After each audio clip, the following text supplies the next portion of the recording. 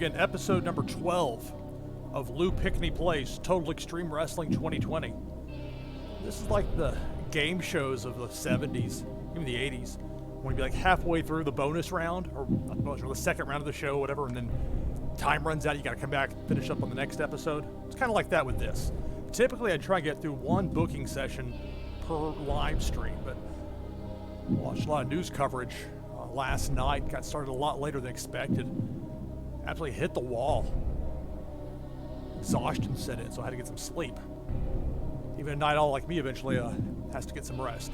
And so it's with that we begin in what is Tuesday of week 3, July 2020. I'm playing as a company called Launch Pro Wrestling. It's a child company of All Elite Wrestling.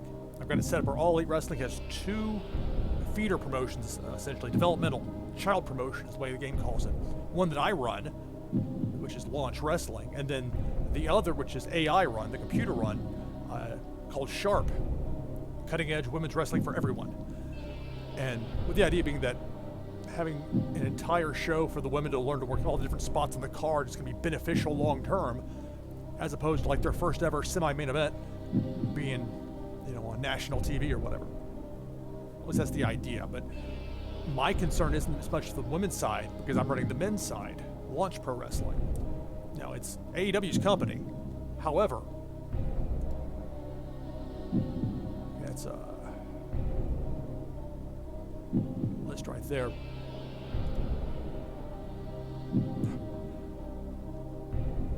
was going to say, I've got 2 contracts. That's what I was looking for. Essentially, everybody I've got is handshake, because they won't let me sign any other kind of deal. That's the requirement. And then they're the ones that were sent down to me for developmental purposes. And that includes Alicia Fox. I've got her managing Konnor from the Ascension. And I've done everything I could to get the Ascension stigma away from him. I had to keep his name because I don't have another name to go with the picture in the game. I could put his shoot name in there, but I just left it the way it was.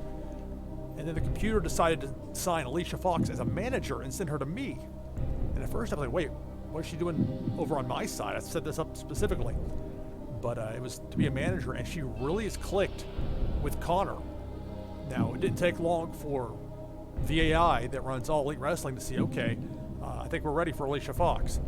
But because Konnor is the guy that I signed, I don't think he's going to get called up. I don't think any of these people can get called up. But I could be wrong. I don't know.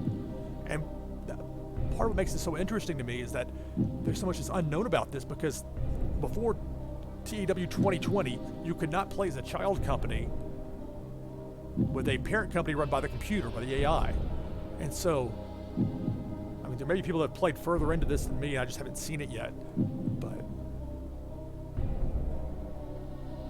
point being that it's disappointing that Konnor wouldn't get to go up with her. But in real life, maybe there's there'd be that kind of situation, that scenario, or maybe they don't want this person that I signed for developmental, but they want the person they sent to me for seasoning, and they're ready to have her on the main roster and do her own thing with somebody else.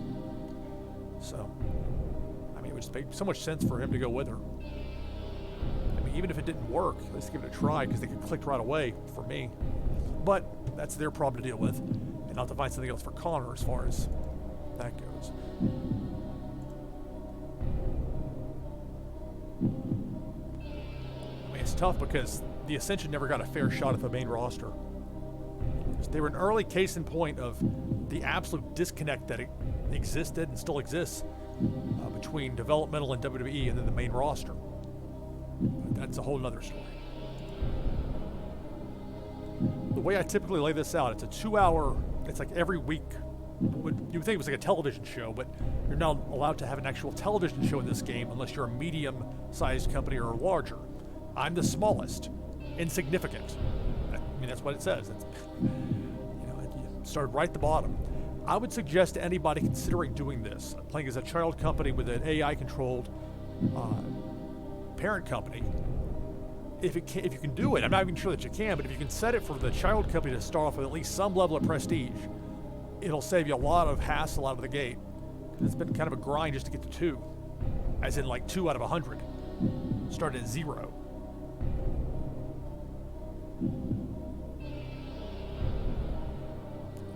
Anyway, so Chris Hero is my world champion, and he's unbeaten. Konnor's unbeaten. And so they're meeting in the main event. The semi-main, the feud continues to build between Drew Gulak and Cain Velasquez. I just signed PJ Black, and I got Tom Lawlor in on a one-off. Filthy Tom won that Figure 4 online money from me. He was a bit of a holdout, so I got him as a one-shot deal coming in a team with another former MMA guy, the former Cain Velasquez. Then Lio Rush defends the Sprint Championship against Austin Theory. The Sprint Championship's a mix between the CMLL Lightning match, one fall, 10-minute time limit. They're really a lot of fun. Some of the best stuff in CMLL. If you want to see like a one-on-one match, it can be a lot of fun. So it's that concept mixed with the Smoky Mountain Wrestling Beat the Champ TV title. You've got to be here on TV every week, and thus far, Lio Rush has been my only champion as far as the Sprint title goes. It's a 10-minute time limit, though, so if it goes to the time limit, the champ retains. But it was a bit dicey for Lio Rush a show or two back because he was listed as brain fog, which sounds like carny for a concussion. But he was cleared before the start of the next show, and so kept with it. So I made it to this point where Primo and Epico, I've got them lined up to challenge next for the World Tag Team Championship, which FTR, of course, now with real life AEW, but in this game, for some reason, I was able to sign them when AEW just, I don't know. You'd think they would be the ones you'd call up, if anybody, really. I mean, Konnor in this game, he's clicked with Alicia Fox, but he's not somebody that's going to be posting the highest match number of the night.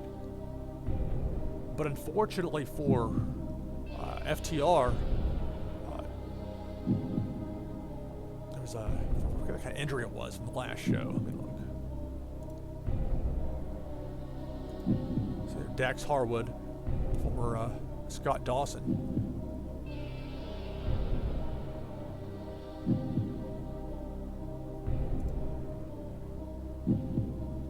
He is currently bald. I laugh because I'm somebody who's been shaving my head for nearly 20 years now. And my hair went early in the Rumble.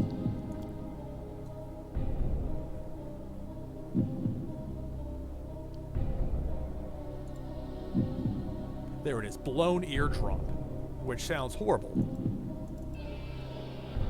But I guess technically he's over that by now, but I've decided not to use him on the show.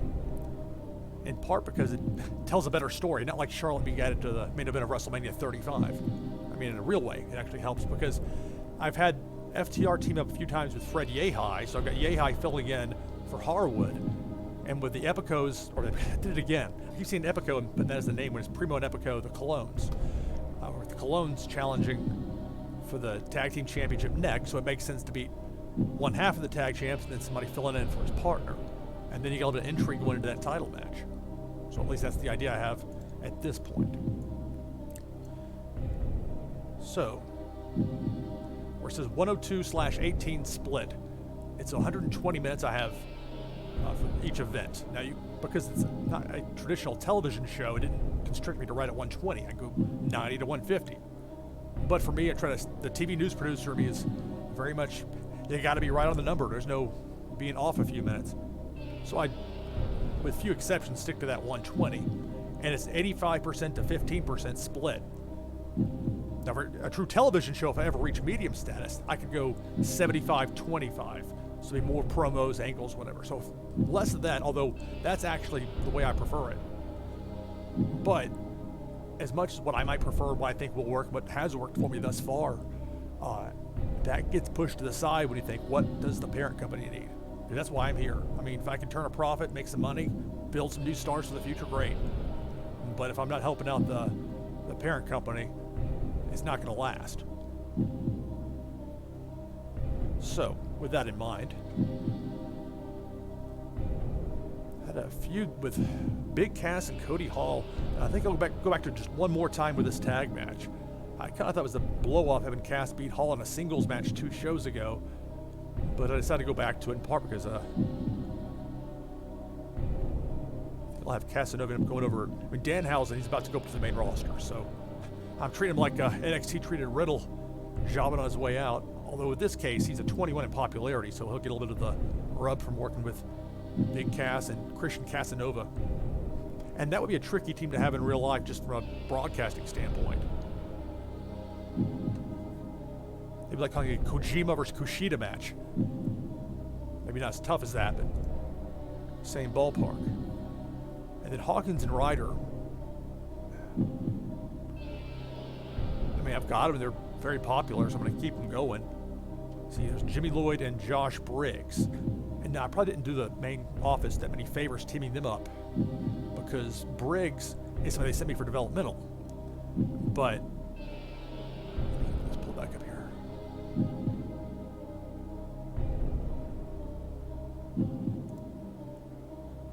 So you got Briggs and Lloyd, which you'll notice in this list is only Briggs, because Lloyd is under a contract that, or a handshake deal that he struck with me, versus Briggs being under a developmental written contract.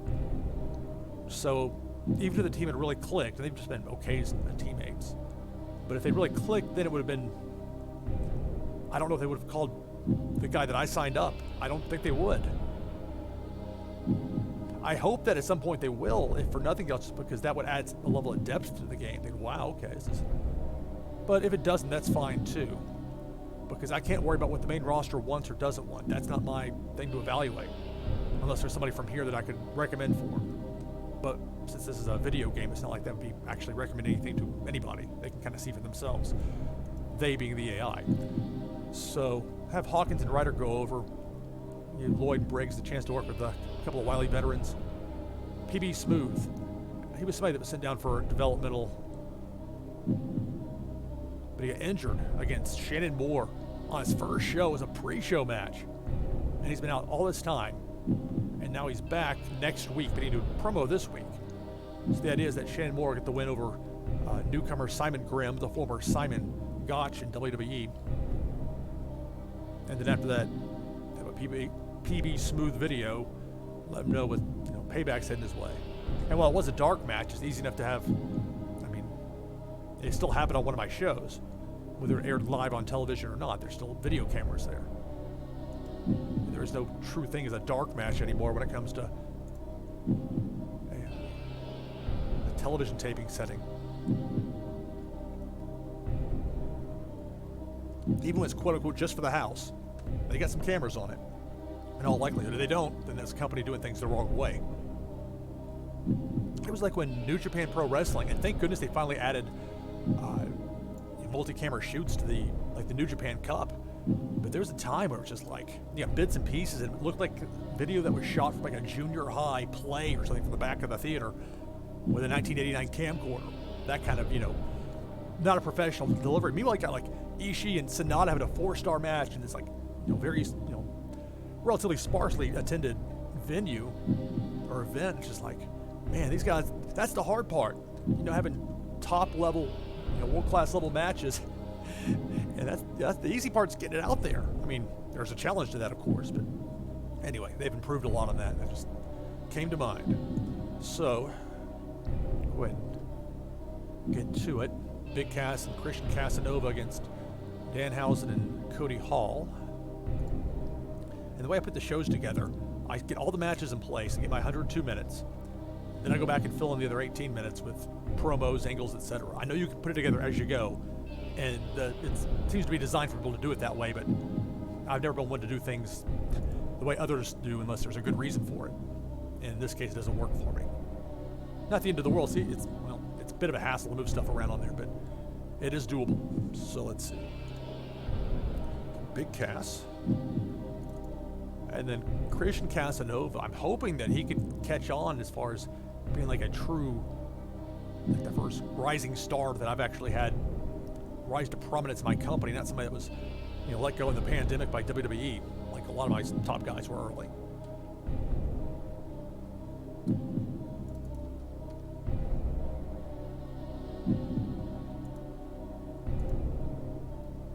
And then we take it on, I mentioned Danhausen and then Cody Hall. That Big Cass Cody Hall feud will be revisited one more time.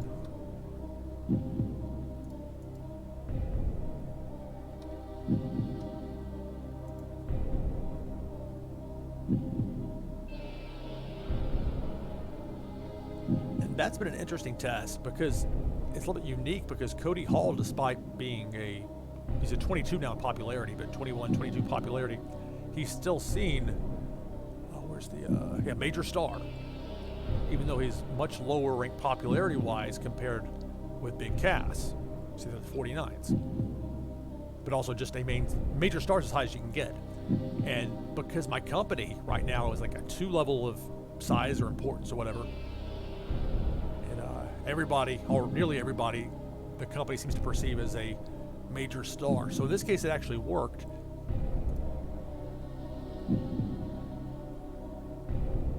Oh, hey, Trippy, I appreciate it. Thank you. Put this card together. And I believe this is Danhausen's last match before he goes up to the main roster with AEW.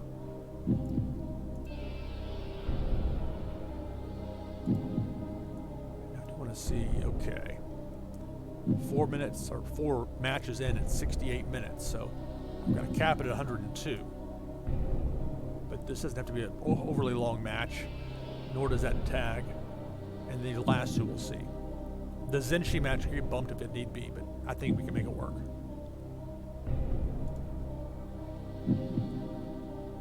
Alright. I think like 9 minutes for this.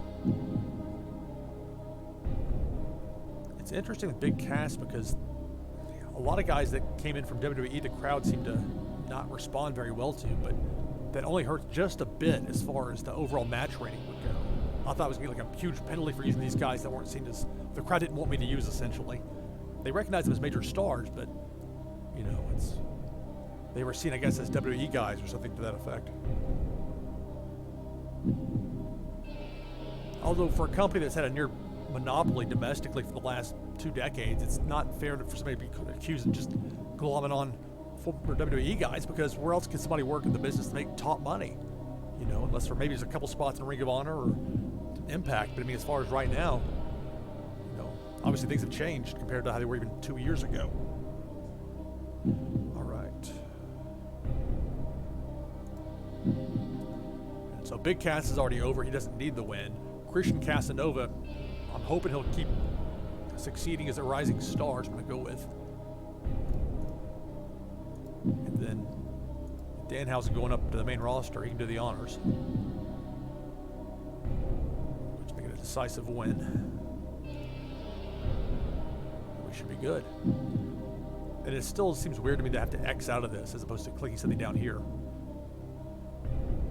I think I complain about it every time, but that's just because I have less of a filter when I'm playing this game. When it comes to what I say, which could be dangerous since I'm broadcasting live to the internet, but that's just how it is. So anyway, so Casanova goes over Danhausen, and hopefully it'll be a good match.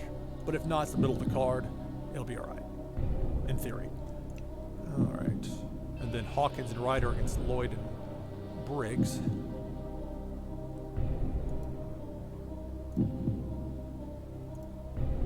And I know that Hawkins and Ryder are not going by their WWE names now, but when I started this, the only images I had of them had their WWE names on them, you know, and I'm sure there's a way I could set it up possibly to retrofit it or something like that, but I don't know. When I start messing with stuff with this game, things can get a little weird because this game is so deep as far as the sheer volume of information. So I like to stick with what once I have it set, go with it. Kind of like using Fire Promoter mode in Fire Pro Wrestling World. That's a colossal hassle to set up. It'd be a lot of fun to play. But anyway. So Jimmy Lloyd and Josh Briggs.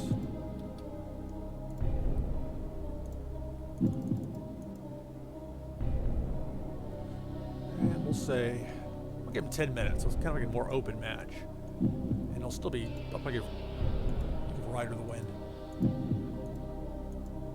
And this is where it gets interesting from a perhaps philosophical standpoint, because Briggs is one of the main roster signees that was sent here for developmental purposes. So you think I'd want to keep him strong, but if it's him doing the job or Jimmy Lloyd, a guy that I signed, I mean, I have to weigh the pros and cons of that, because I don't want to irritate the main office. They're paid for all this. You know, but I don't think they care that much about who would go over in a lower mid-card tag match on a Tuesday night Although my company's starting to get more and more people watching online, which is helping me get from that 0 to a 1 now to a 2, which as minuscule as that sounds, is like, it has been a big jump. Which is a good thing, because I was afraid it'd be like, almost like incremental growth. It would take forever, because I started so small. Lloyd take the loss. Decisive win, but I will make an open match. Because I really don't care if Hawkins and Ryder don't get any more over because of this. They're not, I mean, it's, you know, they're going over in the end as far as the match goes. It's not like demolishing the other team's going to make them look that much better. In fact, the opposite, at least in my opinion.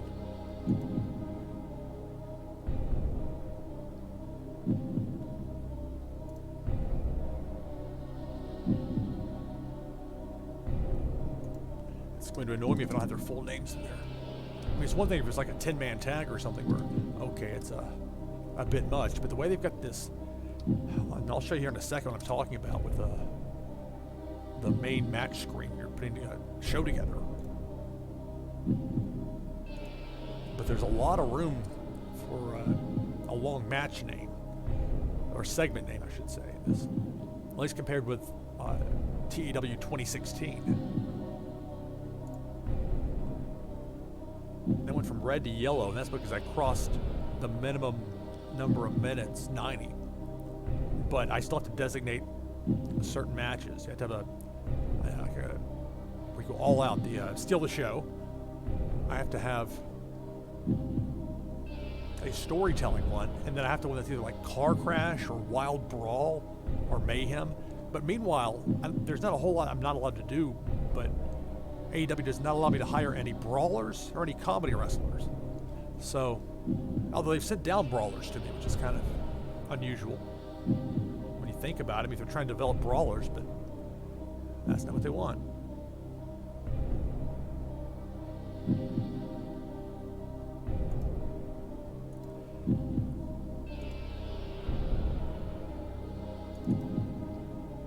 So I'm not sure what to do with Shannon Moore in some ways, because he's a 41 popularity, so for now I'll try my best to get the most out of him. But I mean, he teamed up with Gregory Helms, had a good match with FTR on the very first show. But since then, I mean, it's just, this is not going to cut it.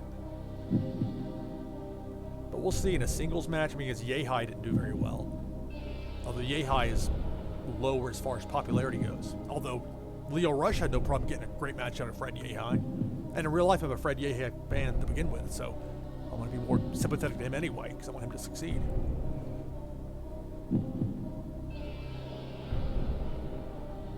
Let's see. Got the experience there with Helms, nothing else, but that's what I'm going for with this particular match. I'm going there and work even with Simon Grimm. I may give it just like a flash pinfall to Shannon Moore, so Grimm would lose on his first match, but not in a way that would make him look bad if all possible. That 28 popularity. We'll see, as far as the match stuff goes. It's that's not exactly promising. But sometimes this game has ways of surprising you. Or at least it surprises me from time to time. But particularly 2020 has. I mean, as much as I think I knew this series and I played 2016 and 2013, I've at least dabbled with like EWR from way back when. This is a whole different thing in some ways. And that's a positive. It feels more realistic. It makes it more difficult, I think, in some ways to game the system. But it doesn't feel like it's just pure luck either. Even if it is, they do a good job making it not feel that way. So.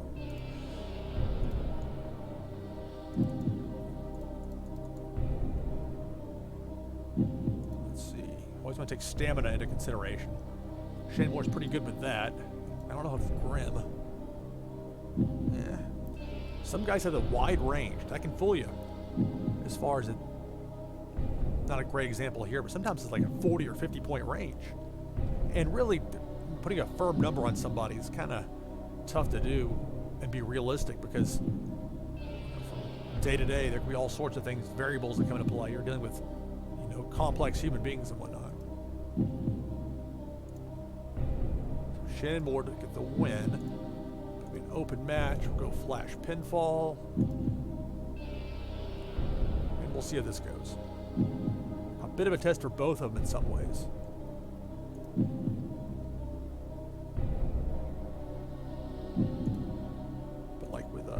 Simon Grimm. I'm gonna. Well, I'll just leave, yeah, pull up right here the that's the profile there. He's on a handshake deal at my point. And it's not just a one-off like with Filthy Tom. Well, the game's kind of weird about the whole, like, it's like you hire somebody, then they leave. Even though you brought them in specifically, explicitly beforehand, it's just one match. But that's the way the game treats it. Somebody comes into your company for one night, grand opening, grand closing, and then they're gone. But that's not necessarily a bad thing. If anything, it helps keep things fresh. It's not the same, 12 wrestlers, going over and over and over again like it's, WWE.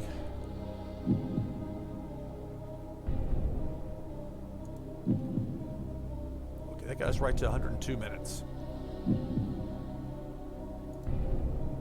And I think that's what we're going to go with for the 7-match show. I mean, I didn't even have an opponent per se lined up for Zenshi. I could make these couple matches go shorter and have him win a quick one. But I don't know if that's going to really be beneficial. I try to give carryover from week to week. He did win the opener last week in like 6 minutes.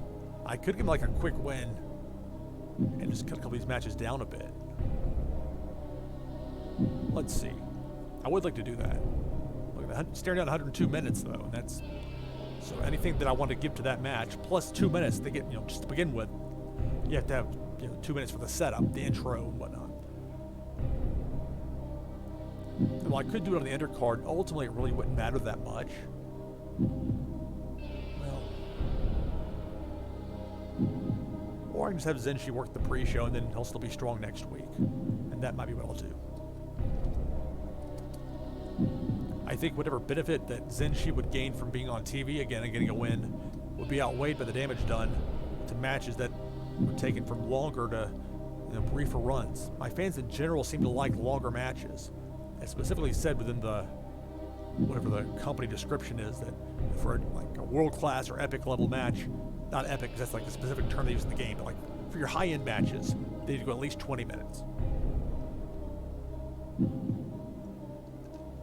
So it is that longer matches are a good thing, but it's not like they all have to be. Certainly not the undercard.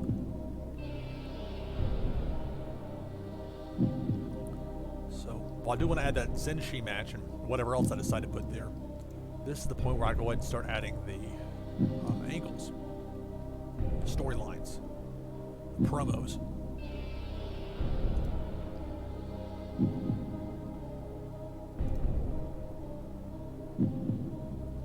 And so with the promos, it's not bad. You can do a number of things. Because there are certain elements you can work into the freestyle angles, like selling. It's a really good seller. It actually works if you set up the storyline correctly. Although I don't know how much the game takes that into account. Let's see. Well, Filthy Tom's great on the microphone, so I definitely think it would make sense. Although there's on top of that range, see, it's like from 49 to 79. Well, that's a pretty big swing. Talking, a 30-point swing. That's true for a lot of it, so.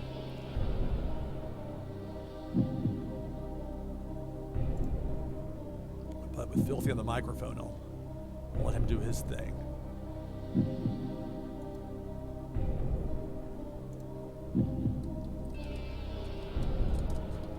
Filthy. Let's see, ACH. He's injured, he comes back next week. It's a weird situation for me because I've got some guys signed that are working for Impact, and Impact's running Tuesdays, and so I've been able to use several of my key guys because Impact is a much larger company, gets the advantage. So I have this like nice ACH versus TJP like rivalry storyline feud going, or set to go. They went to a time limit draw, but then ACH had that partial bicep tear, or should be ruptured, which I thought was gonna keep him out for months, but it was like 3 weeks. I was lucky on that. So he'll be back for the next week's show for the 4th week in July 2020. So I'll probably still cut a promo anyway here. While ACH isn't here, you can still talk about him. Alicia Fox, I mean, that has gone about as well as you could hope. Somebody that has not been a manager before to be signed by a major company and sent to their developmental to do something you've never done as far as a whole different skill set with being a manager, but it has worked very well. The way it works with the way my company's set up, you don't have to have a gimmick. Nobody has to have a gimmick. But if you do have a gimmick, it can either help you or hurt you depending on how it works. If you've got a gimmick that flops, well, that's a problem. But I've tried to keep the gimmicks of everybody that has been sent down from the main roster. Because typically it's a hire and send down. It's not like they've been hanging on the main roster for a year, now they're coming down. But it is like they are signed by the main company and they come to me for a little bit of a finishing school, as it were. While still very much being its own separate entity as a promotion. So I'll have Alicia Fox do a promo.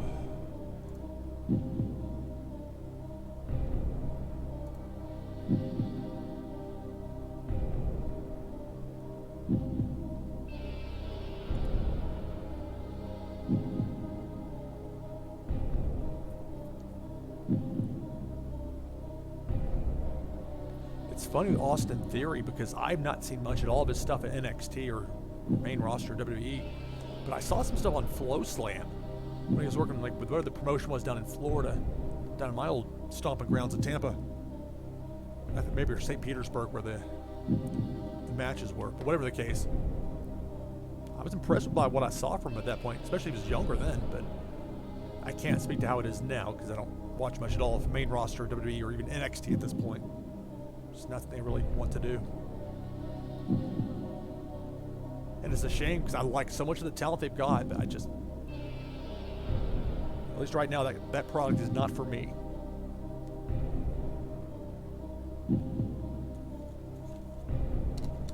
All right.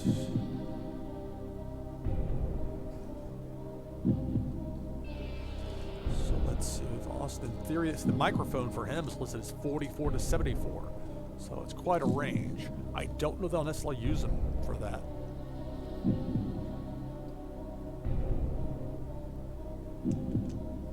The nice thing being a developmental territory is that I can take chances with things, and if it doesn't work well, it's developmental.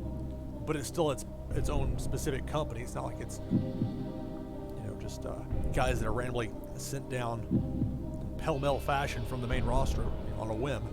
There's more thought to it. Talk about a range. Look at that for Brody King. 41 to 86. And he's finally healthy at a dislocated ankle. But by the time he was healthy, I'd already had this card for the most part set up. I wasn't going to have him lose to Zenshi in the opener. I'm not going to put him on the pre-show, not for the amount he's making. See the pecking order as far as the availability goes. Although actually that's not, I think it's just, there's no way NWA is bigger than ROH unless there's something I don't know about with this game.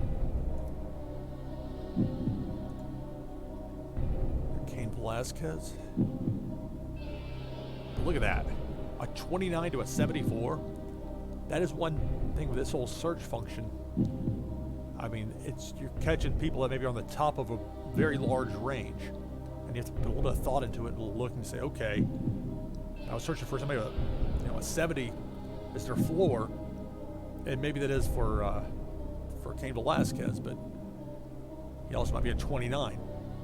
And that's just, there's a lot of variance to that, to the point I really wouldn't care to use him in that role.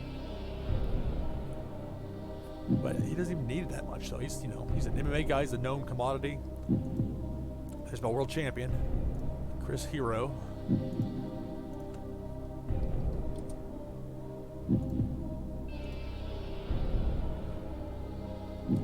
Tough with Melendez. The popularity's been low, and while it is a developmental territory, I mean, if anything, maybe I should give him a match against Zenshi. He's only had a singles match. No, he's not going to be going over.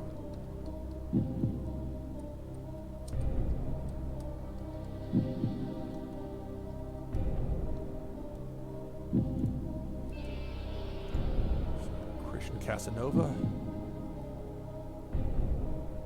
And I might have some sort of like a sit-down interview, because I've got Dave Prazak, who was assigned by the game. They hired him to serve as my CEO.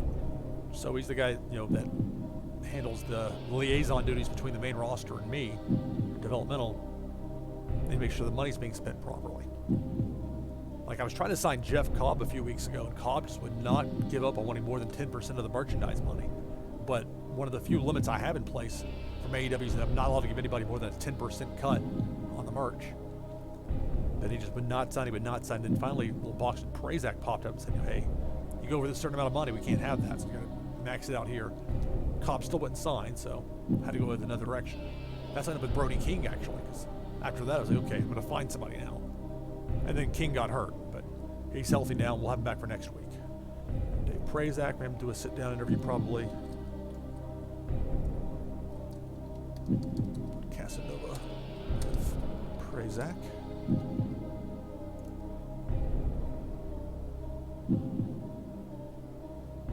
It's funny, I never really gave Danhausen a shot with the microphone. I might let him say goodbye. I mean, he's going up either way. Even Dean Malenko cut a promo when he was on his way out in ECW. And this is because he never talked.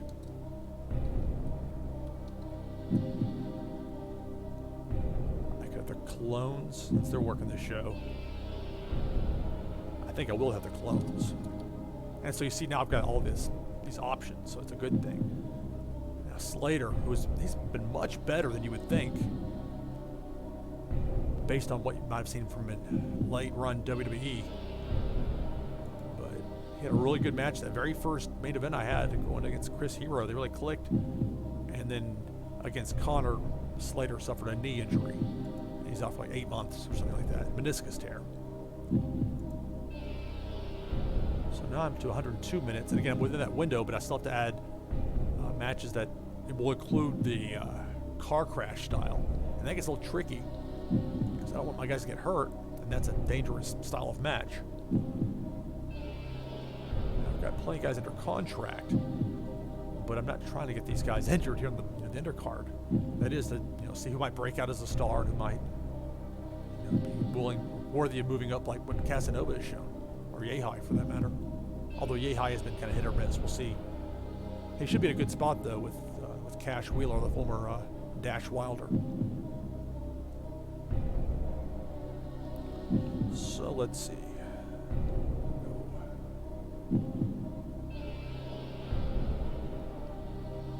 So I'm gonna have the Casanova interview with Prazak. I could put it.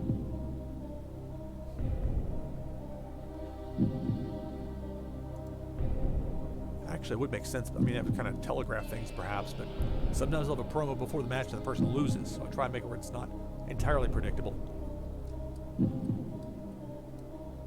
Just Casanova.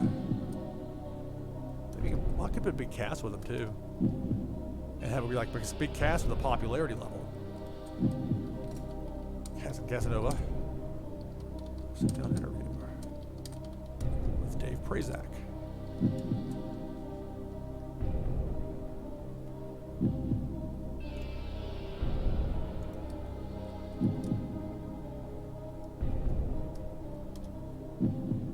In some ways, I want to almost split it up a little bit as far as the promos between Alicia Fox and Chris Hero, because I always have like a video in this spot. But I don't want to short space myself either as far as getting in the way of some of these other matches, the way their storytelling elements be. Got Austin Theory, I think it's a one-off of Theory. I should know this offhand, but I don't. But either way, he's going to be putting over Leo Rush.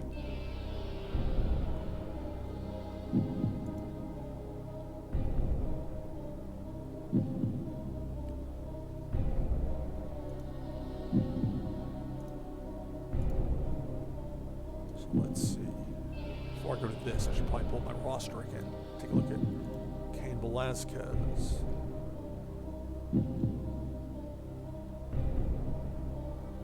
Because I can have him there with Filthy, but I don't have to.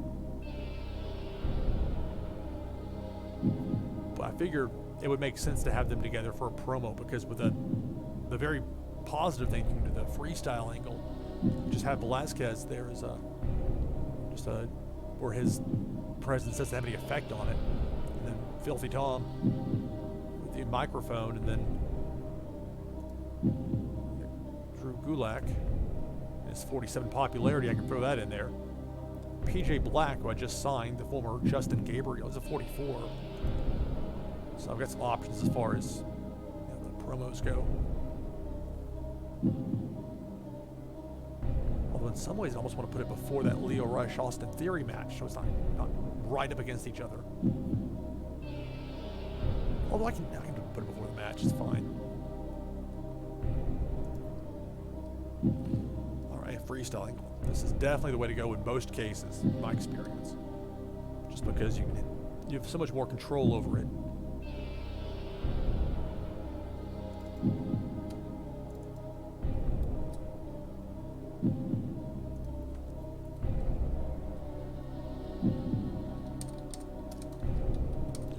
Filthy Tom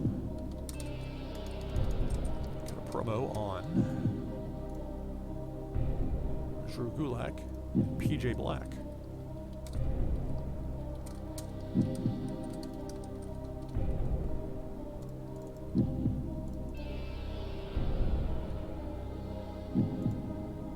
So we'll go overness for Gulak, a 47. Filthy's got on the microphone, so we'll have him there. And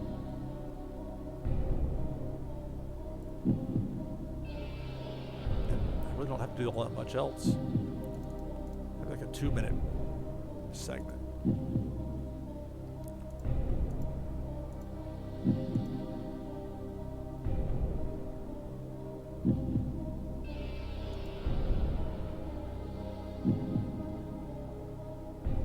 For that Hero versus Konnor match, I'll probably, let me see. Yeah, I'll put a video up just to hype their match up. And they'll have earlier in the show with both Hero and Alicia Fox with Konnor cutting promos. So those will be like directly before the main event match, but they'll help to entice viewers to stick around. It's a 2-hour show. Hype the main event a little bit.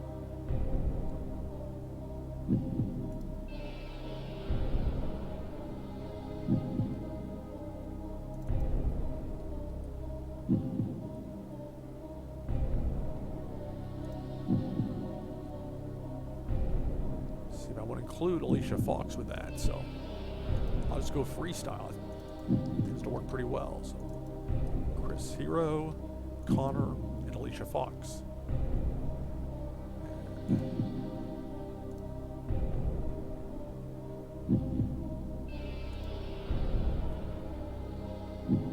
couldn't go as overness is actually, that might be the way to go. Those microphone skills are very good. You know, I'll switch. We'll go microphone. Connor's overness is not as much as Hero. In fact, he doesn't have to do anything. Alicia Fox is very good on the microphone. Main event hype video. Come on.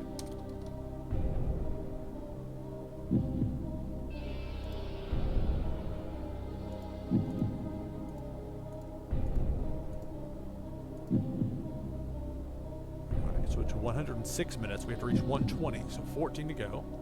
And that's a good thing. All right. So I'm going to put in the Danhausen saying goodbye. It's not Danahausen.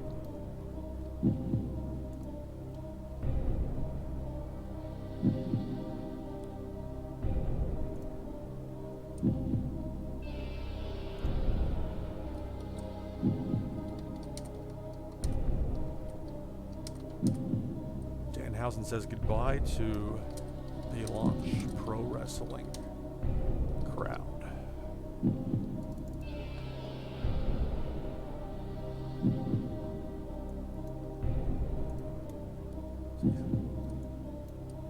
I'll change it to it says goodbye to Launch Pro Wrestling. It's actually easier if I don't get too wordy in the description of it. Oh, that helps if I put the name in as well.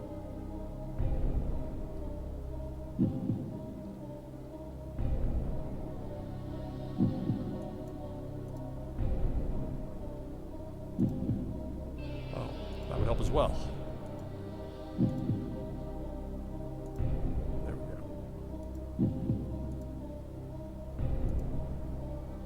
This will be after the match. Danhausen saying goodbye. So we got that in there.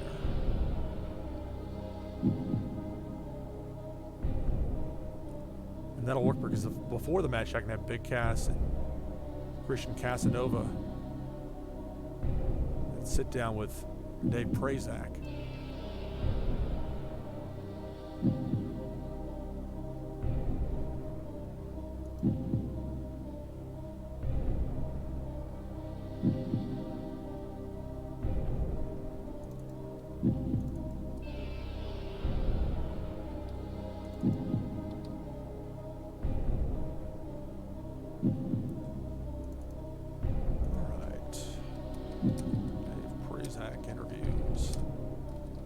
Cass and Christian Casanova. 3 minutes. And I can always go back in and adjust the time later if this doesn't work for me.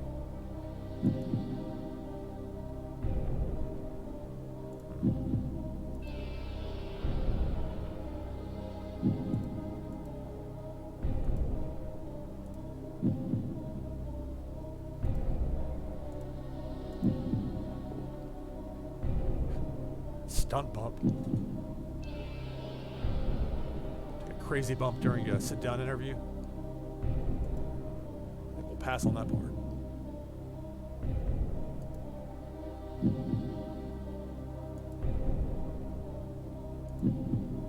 Alright, that has us to 111 minutes, so 9 minutes to go as far as getting to that 120 mark. And from there I can put the pre-show together and get this thing launched. No pun intended, for the name of the company's launch. Alright, so we've got Filthy. I've got to find a spot for this ACH calling out TJ Perkins. I got an injured guy, and I got a guy who's not there. But it's worth it because even if TJP isn't back, at some point he will be, or I'll run a show on like a Sunday or something where I can be sure I can book these Impact guys. It's not realistic though, because the way it's treated the game is if Impact tapes every week, which in real life they don't. But then again, there is no Launch Pro Wrestling that's a developmental company for AEW in real life either. So I suppose there's that.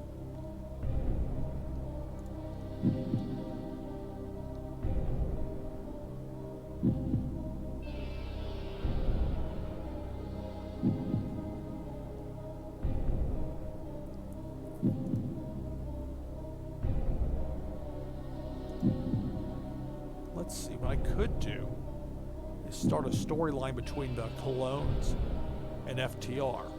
Because that's the idea with this first match, is to set up that, hey, the Clones were able to beat one half of FTR and Fred Yehi, who hangs out with FTR sometimes. Now, Yehi, as you'll see, your popularity is 27, Cash Wheeler 55, so a bit of a discrepancy. But, Primo and Epico, we'll see what they can do with the promo here. They can talk about Cash Wheeler, we can have his overness.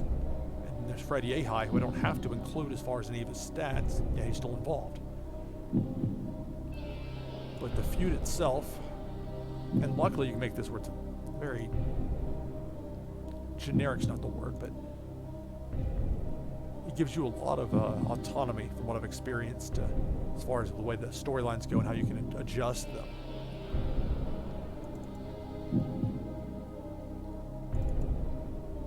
It's Primo and Epico.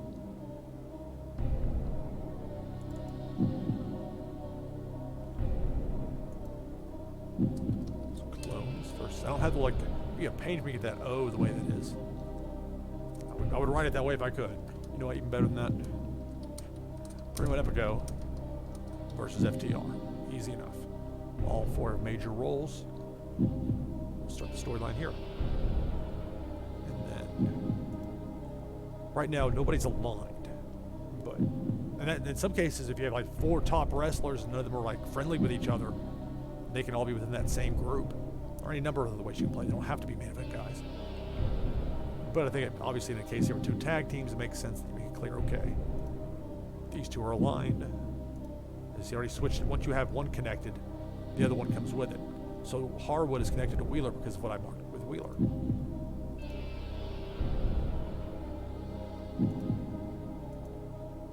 So I see. Already aligned. That's the block. Could be a repeat function, so I guess it doesn't allow that. But that's a good thing. I'd rather have that than it messing up the game somehow. So Epico and Primo are aligned as they are in real life. So we'll see how that works from a storyline standpoint.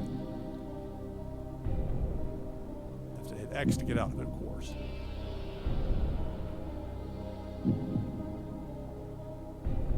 And so with that in mind, I'll have the pre-match promo, like 2 minutes. And we'll still have 7 after that.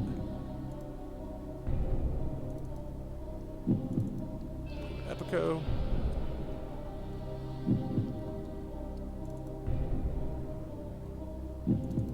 Even though I'm not having Harwood wrestle on the show, I'll have him in there for his popularity reasons. And then Yehi, since he's working the show as well, be involved. They'll invariably a promo talking about FTR in a match with one half of FTR with Yehi. They're going to mention Yehi at some point. Primo and Epico. Got a promo on FTR and Fred Yehi. 2 minutes.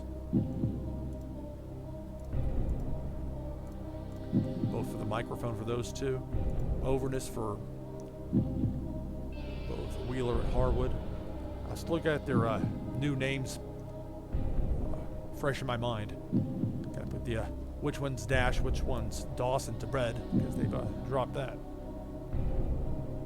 Not that they had a choice in the matter, those names were owned by WWE. Let's see with Yehi.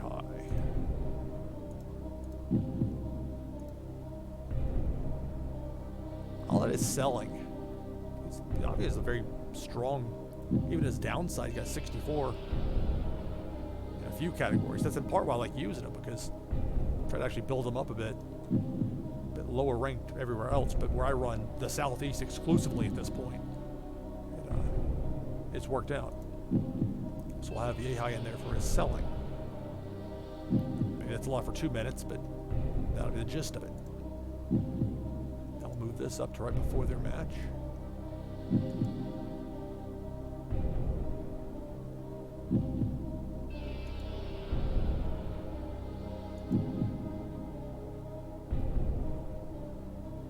And so it was a pre-tape, and that's the idea.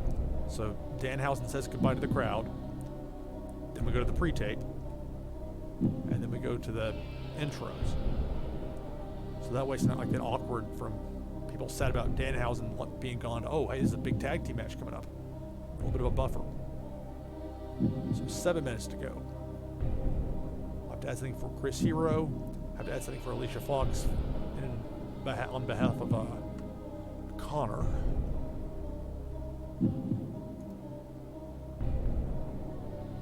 And the ACH promo. So we have ACH 3 minutes and 2 apiece for Alicia Fox and Chris Hero. That gets us to 120. We're done.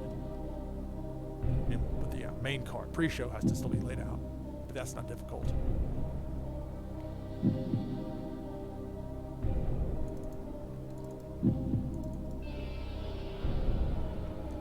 Okay. He's not gonna cut a promo on Todd Sinclair. I want to do that to Todd. But TJP's not here, but that's okay. We'll switch this over to none. Microphone.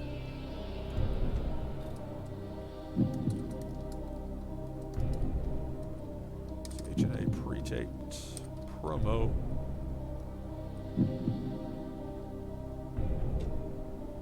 Dares. TJ Perkins to face him next week. So that's all on ACH as far as what he's rated on.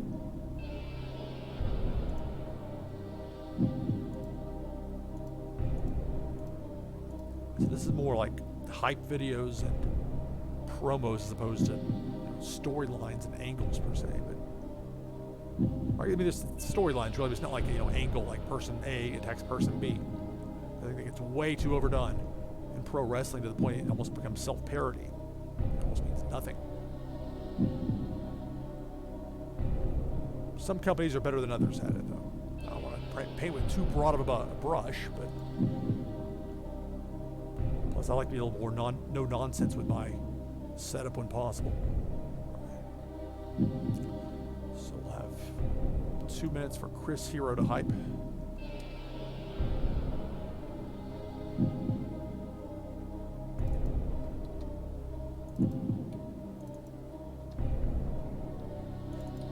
So see with Hero's microphone skills.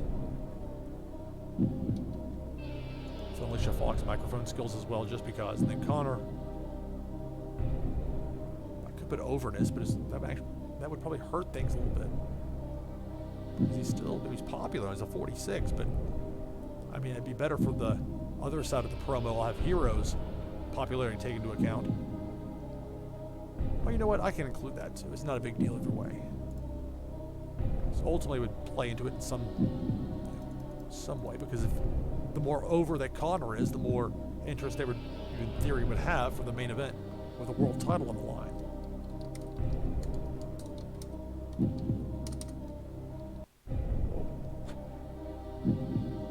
One of these days I'll finally get used to that music every 62 minutes cutting like that. It resets. Alright, so Chris Hero, Alicia Fox, Konnor. Chris Hero cuts a promo. Let's see. Show says Chris Hero promises to retain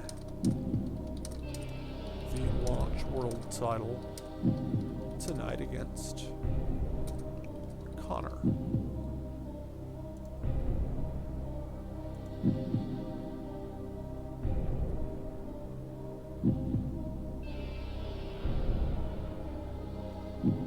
So work that in at the early part of the show, but it is a 2-hour show after all, so 9 minutes in to have a 2-minute promo with Chris Hero to hype the main event, I think it makes sense. And now the only other thing I have to do is figure out where to put this Alicia Fox promo on behalf of Konnor.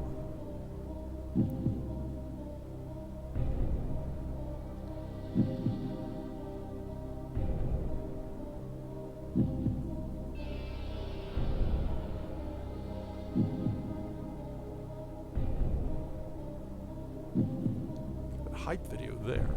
I could put it back to back, but I don't know if that's the best idea. You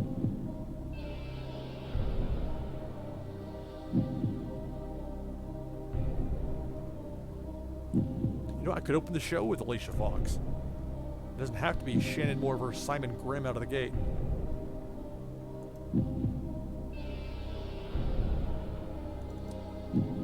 So Alicia Fox on behalf of Konnor, talking about Chris Hero. Alicia Fox microphone, Konnor, I believe not rated, and Hero for overness. It's only 2 minutes, but still.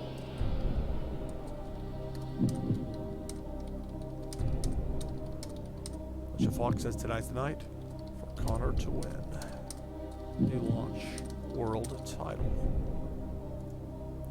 Let's see how much space there is there. Like where essentially it's like centered, and it's like there's a lot of room. The downside is this stuff over here on the right gets way far away. And I'm sure depending on what skin you use, this is the Killing the Business skin. And I should mention this is the Killing the Business mod by Gary Wooder.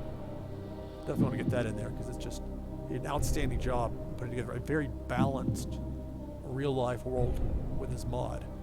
And there's newer versions of it that are out now, as I understand, but you know, mine is locked in from the point where I started my game. I mean, at some point you have to lock it in because it's just the game's going to go in one direction. Real life certainly will go in others. All right, so we're at the 120 mark. We've got it split perfectly between matches and promos, and now I just need to add pre-show stuff. Got a bunch of people under contract, but they're all handshake deals with the exception of people sent down from the main roster. But even that doesn't matter that much anyway, because AEW is paying for this company. They're paying everybody's, you know, whether it's their salaries or their per appearance fees and all that. Like for the first month, I lost it wasn't 190,000, or maybe even right at 190,000. It was a lot of money, and then first of the month, back to even.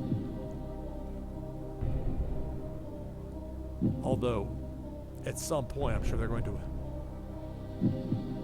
demand an actual return on their investment.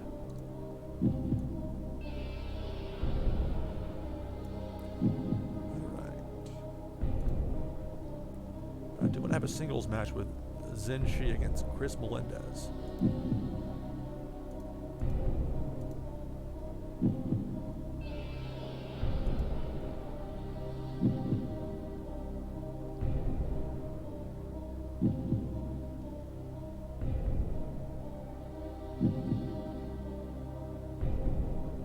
He has his weaknesses, to be sure.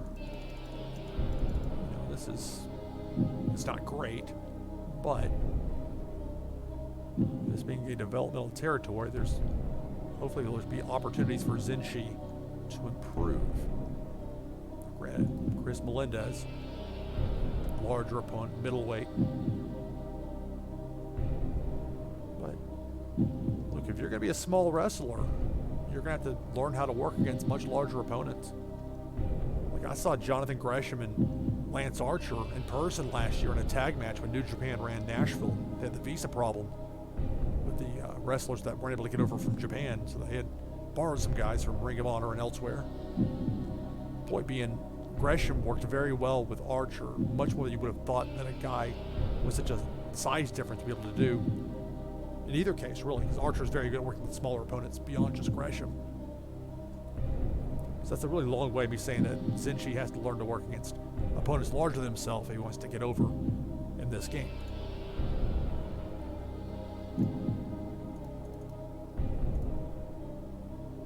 Looking like 10 minutes. A little longer than normal, but it's the pre-show. It's developmental. Maybe it'd be great, maybe not so much. One thing I didn't do, I guess I'm far enough in now just to stick with that. I need to go through all the matches to make sure the referees and road agents are where they need to be, because right now I've got the Rock and Roll Express, and I'll probably have them in another match on the pre-show, but they serve as very good road agents. Between those two, Chris Hero and Helms, I'm actually doing okay, even though I miss having Gail Kim because she was great as a road agent. This is an all men's wrestling company, but that's just for the in-ring stuff. Between Alicia Fox as a manager and Gail Kim, when I can actually have her as a road agent. And just like real life, look, I don't care. If somebody's good enough to fill the position, that's what I want.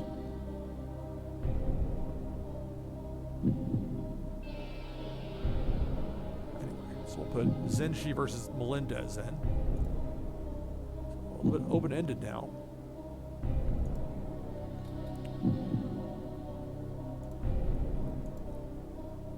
May do a regular tag, may do a 6-man tag.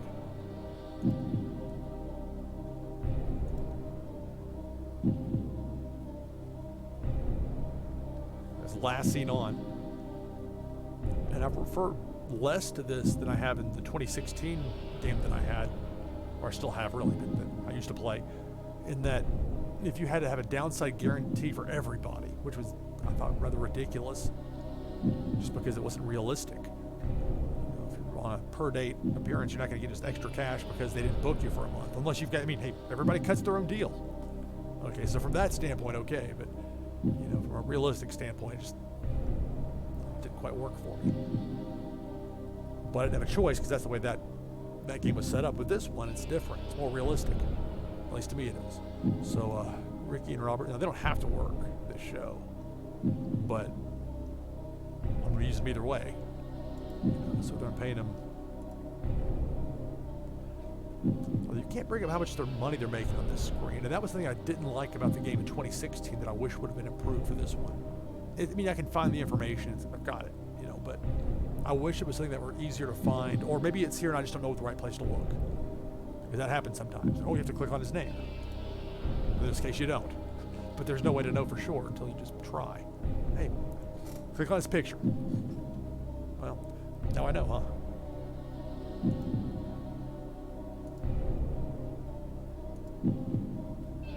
$600 a show. And he's getting paid that whether he works a match or doesn't. It's all amazing. Although I think Ricky Morton's a little better at it than Robert Gibson is, but they're both perfectly suitable for it.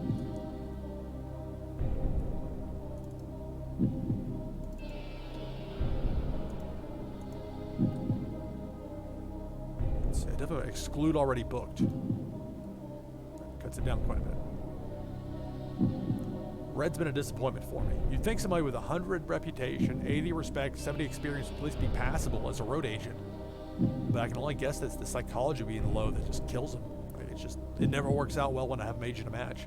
To the point I went in and like took his road agent designation out of his character just so I didn't accidentally get in there. And I like Amazing Red. He had a remarkable breakout in the second half of last year.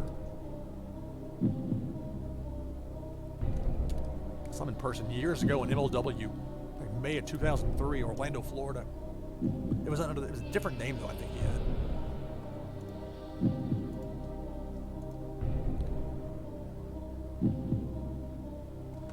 And while I try and have a purpose for every main roster or main show match I have, the undercard a little more open-ended.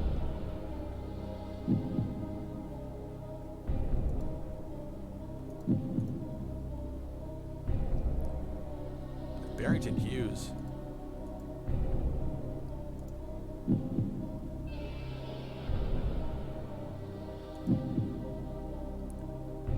$50 a show, not bad, huh? I mean, not so good for him, I'd say, but although I don't know if I'd put Barrington Hughes in this match, even though it might make more sense to have him for an opener. But I've been booked Red since what's his last scene? Okay, he did work that last show. Facade. Well, I can go back to that here though. Facade and Amazing Red and just add somebody else so it's a little different. And it won't be Filthy Tom. Although he's talented enough, you could have Filthy Tom in both corners just going back and forth, but we're not playing this one for comedy. Throw in Eris.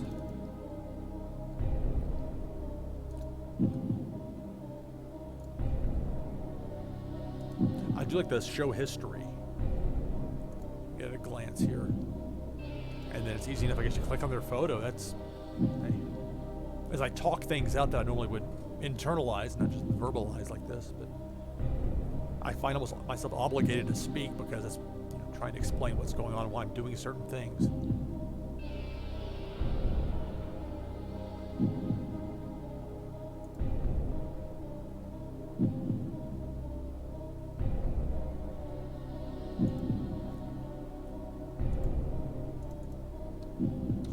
Trip Cassidy with Facade and Amazing Red, and then figure out somebody that I can use here. That makes sense.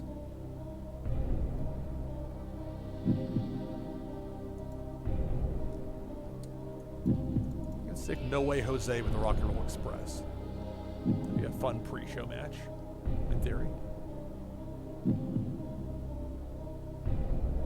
Wow, I just looked over my TV. I'm trying to not like watch the news for a little bit, just take a break from it. Or for years as a news producer, just I don't know. Once you get that, I don't know, that in the news business in your blood, you never really get rid of it. At least I have it. It's about stressful. When I can only imagine with something like this, different magnitude. But I mean, I had plenty of stressful stories that I unfortunately had to cover because that was part of the job. Anyway. So No Way Jose, so get back to the fun talk. I can have No Way Jose actually get the deciding fall. It's a one fall match. But you can give some time. I mean, it's the pre-show. Got latitude.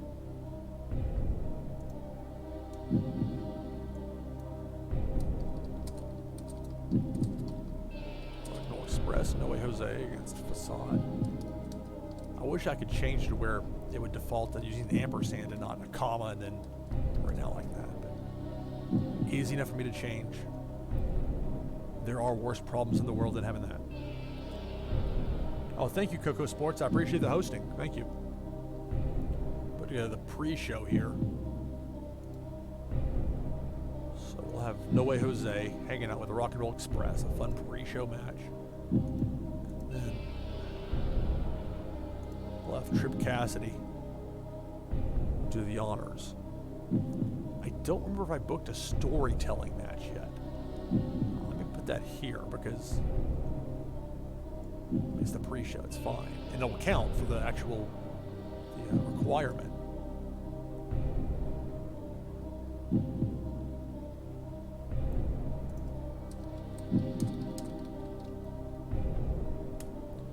All right,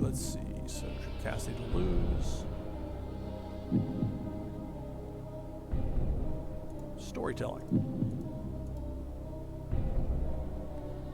Simple and safe. I like the sound of that. Especially since my other match, I'll have at least one more for this pre-show, and that's going to have to be the one that'll be a car crash. I had 3 guys that got hurt the last show. Lost Heath Slater for quite a while. ACH, or maybe it was 2 shows ago that it happened, but ACH was out. And I think that was the show where Leo Rush had the quote-unquote brain fog. All right, so storytelling, the way Jose wins, along with the Rock and Roll Express, Trip Cassidy drops the fall.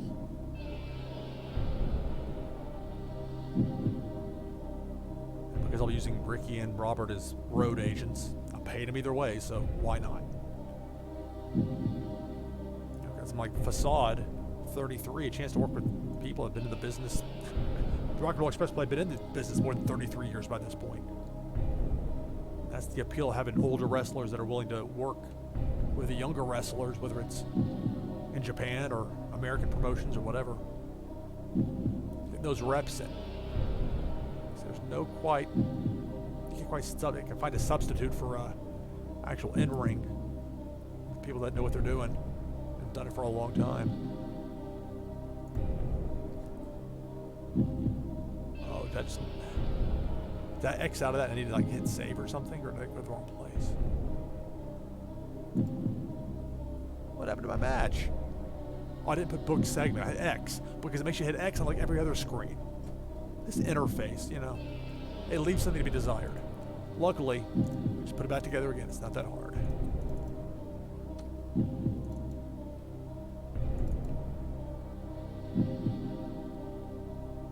Let's see, I was basing it off of last week's, in game-wise, last week's show as far as the pre-show. Yeah, it was Facade, Amazing Red, and then I had No Way Jose up there with the Rock and Roll Express, and then Trip Cassidy. Keep it at 12 minutes. I'll complain about the name system again, but gotta write out Rock and Roll Express again. Oh well. A rock with the N and like a single apostrophe on either side. It's very specific when I've looked up like the Rock and Roll Express. That's the way it's spelled.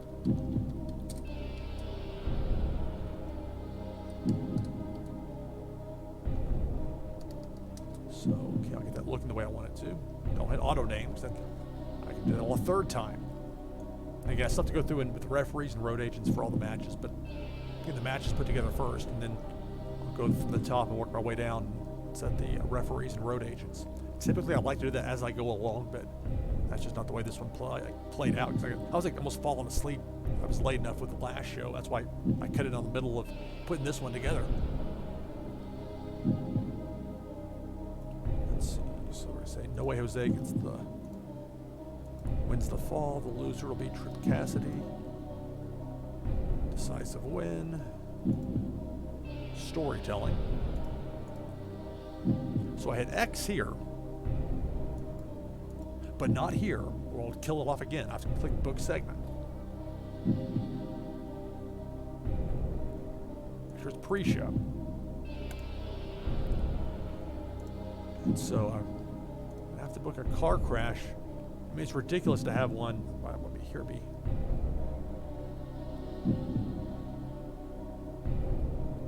Oh, you know what? Did I not put that PB Smooth?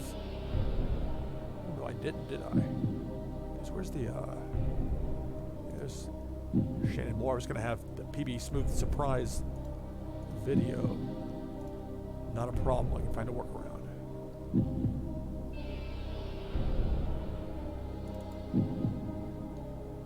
So we'll get ACH back to 2 minutes for his promo. That opens up 1 minute.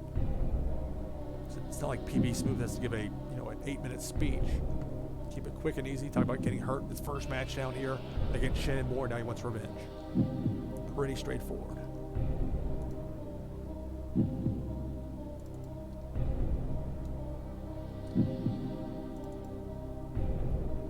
It may use a little bit of a... Actually, I got a better idea. PB Smooth. Microphone not so good. The selling's good. So I'm a little creativity with it. Shannon Moore is a 41 popularity, and for these purposes, it'll work. So we'll go with overness, which is what they call popularity in this game. How over you are with a crowd. It's not a criticism. That's just, if you're looking for it, that's where it is. We'll see with PB Smooth if his selling's enough on the promo.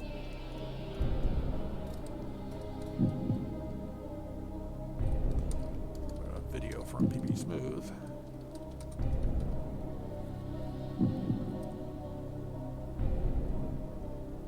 Let's see. Video from PB Smooth plays.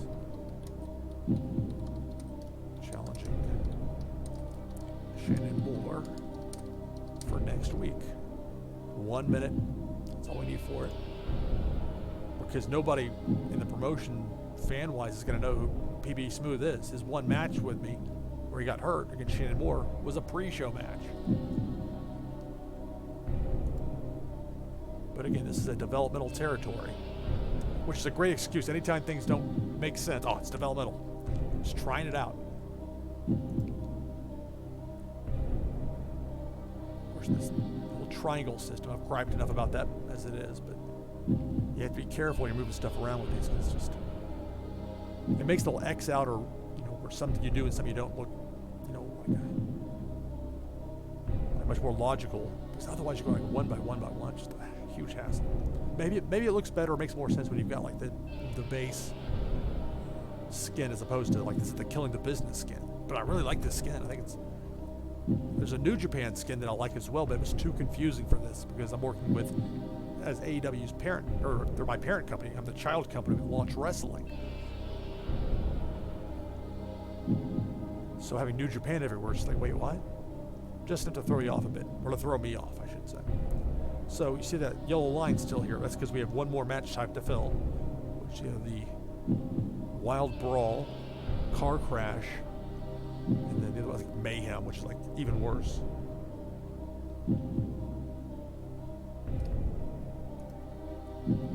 Just making a singles match. Oh.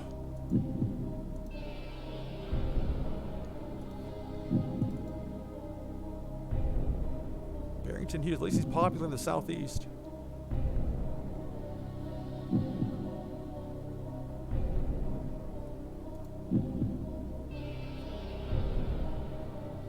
I was a fan of his in MLW.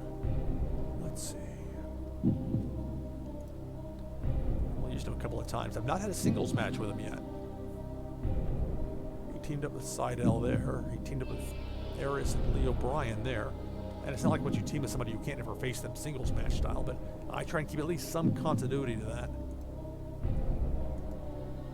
Not that I have to. It's a pre-show match. It's not that big of a deal.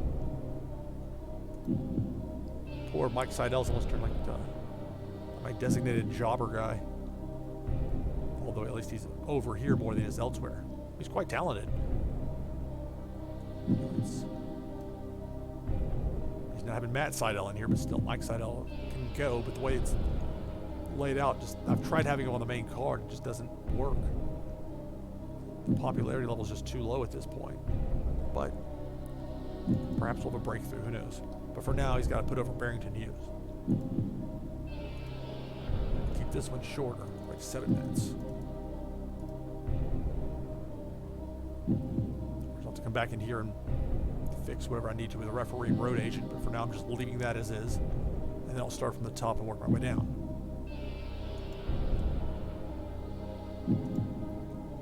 So a decisive win for Barrington Hughes.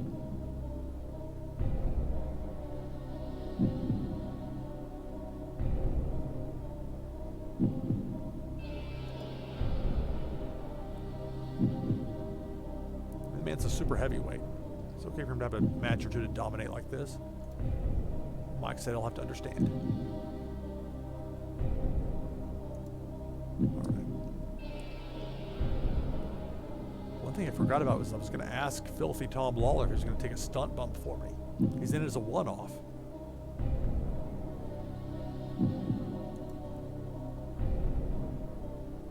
Although a lot of wrestlers that I bring in are either on my roster to begin with, they say, I won't take a bump for anybody that's like smaller than a medium-sized company. That's probably what Filthy will say here. See? Filthy's no dummy. I'm not going to erase anything by backing out here. All right. Well, I guess this needed to be car crash, didn't it? Or it could be a wild brawl, or I could add one more match. Now, I could go with a local worker, but the problem is, it's like the same 7, 8 guys here, and half of them aren't willing to work for me. Or if they are, the money's going to be a bit weird.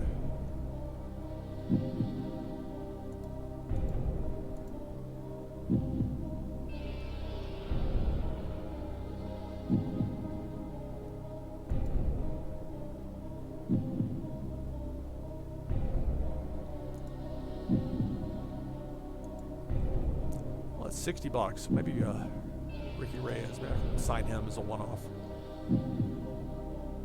Although I need to double check that I'm on the southeast. Yeah, southeast, okay. I think I said that before because I started booking this on the last show. Let's see, so negotiate is a one-off. Commits me to southeast, which is fine because that's all I'm running at this point.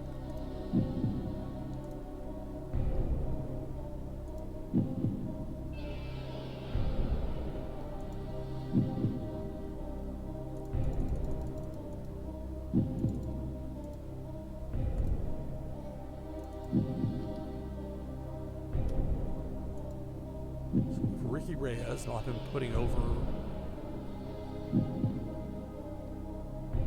I mean, ironically, it's listed as a major star by the fans, but like I noted earlier, it says that for almost everybody. Again, I've got a 2 level, like the number 2 out of 100, where I'm listed as an insignificant company.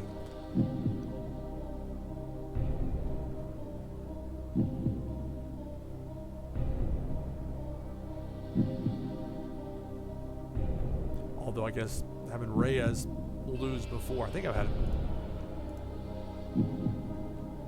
at least one time before, if not more. Yeah. Put over Cody Hall in a singles match. It was on the very first show.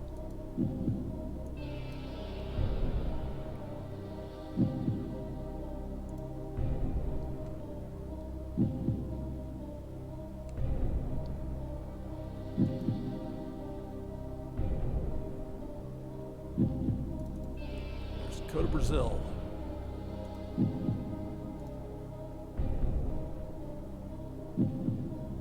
He lost to Howl Wicked on the last show.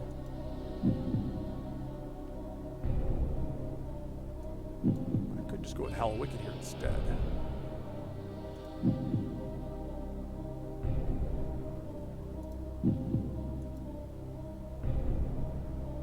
Say Leo Rush, he's been able to get some good matches out of guys that otherwise are getting like 41, 42, 45. Similar to Fred Yehi, with what Leo Rush is able to get out of him that nobody else thus far has. I like how Kushida for the longest time is the only person that seemed to be able to get a good singles match out of Bushi. That's before Ospreay and some others, but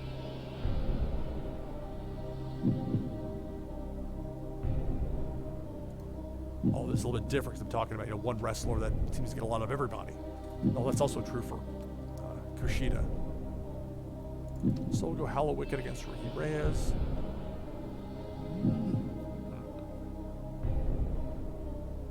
Okay. But I have to make this one where it's a car crash. It's a bit short, so hopefully the bumps won't get too crazy. So, Howl Wicked, the guy that I have a handshake deal with beyond just this show. Of course, he'll be the one to get the win. Let him dominate, unless Ricky Reyes complains. And a decisive win. Pre-show, 6 minutes. Book it. All right. Now, one last thing to do. Sign the referees and the agents.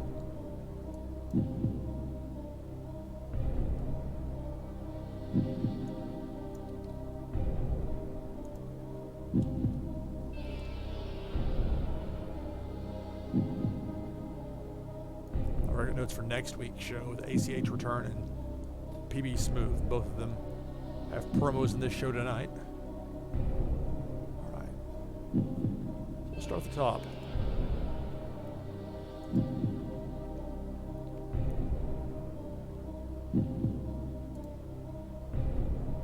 So, I mean, Mike Chioda is my ace.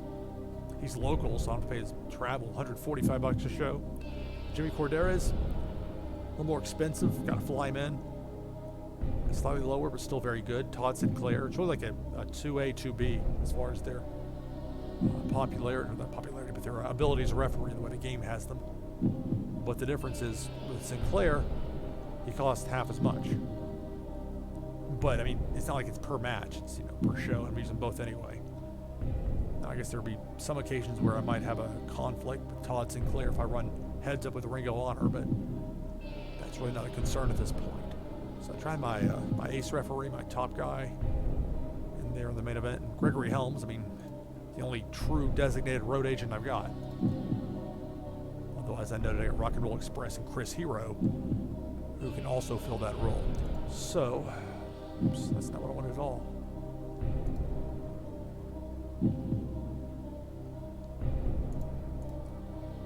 So,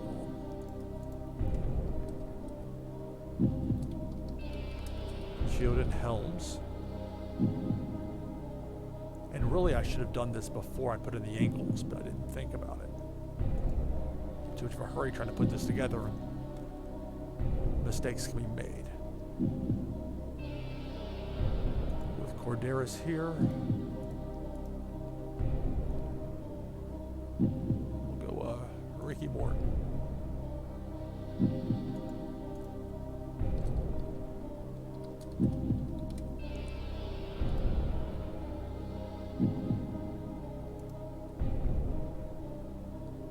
Leo Rush and Austin Theory. Here's one. I'll go with Todd Sinclair.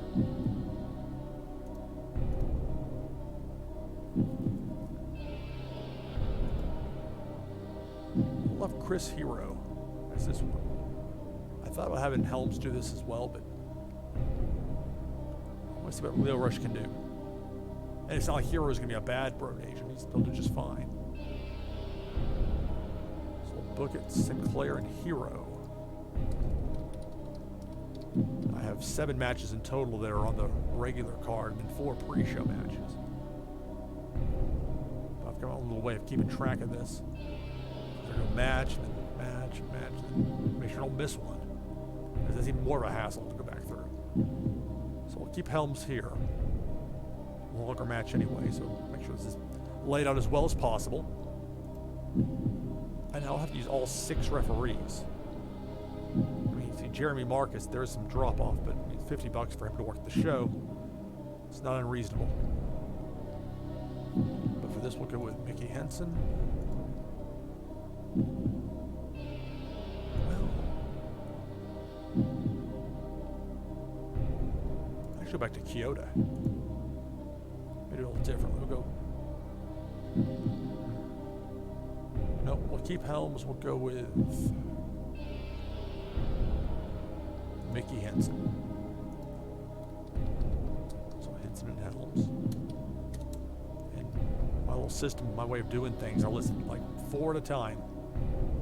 Because I could possibly squeeze a 5th on here, depending on how long or short the names are, but I found that it works better if I just do it like 4 at a time per line.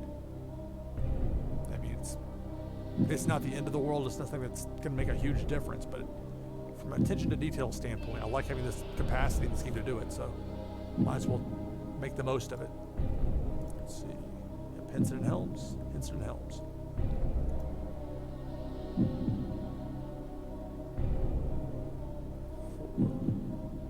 The 5th match here is that Big Cass and Christian Casanova. Danhausen's last match before he goes up to the main roster, and Cody Hall. Big Cass and Cody Hall have had their ongoing simmering feud. It gets revisited here. Even though I thought, I had Cass beat Hall 2 shows ago. It was like the blow-off, essentially. But in this case, it worked well to have Danhausen on his way out. He's teamed up with Cody Hall before, so it makes sense. Get Christian Casanova the rub and get him the win as well. And we'll see how the crowd reacts to it. So here's where I'll go back to Kyoto. We'll go Ricky Morton. I'll show Robert Gibson. So I think I've got Gibson in on this yet. Yeah. So Kyoto. Robert Gibson. It would be easier if they could be listed as road agents, but I think you have to do that like when you're first signing them. And it doesn't affect anything negatively as far as they're willing to do it. They don't complain, doesn't hurt things. But it's just a little bit more inconvenient.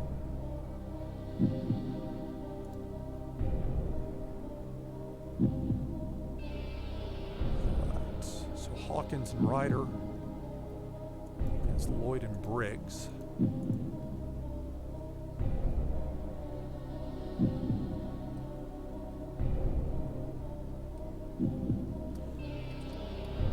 Corderis Hero.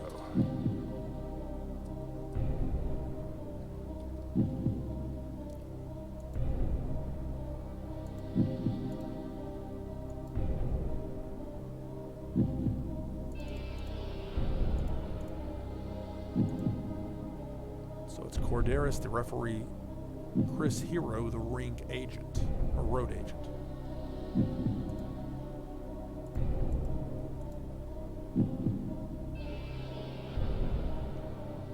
And then the opener, as far as the main card goes, Shannon Moore and Simon Grimm.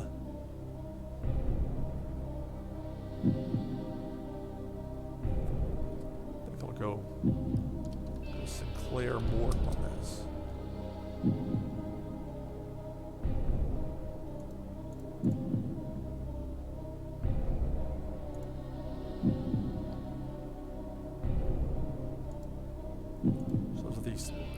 I just realized that this still has the yellow one. Did I not set this as a car crash? I did.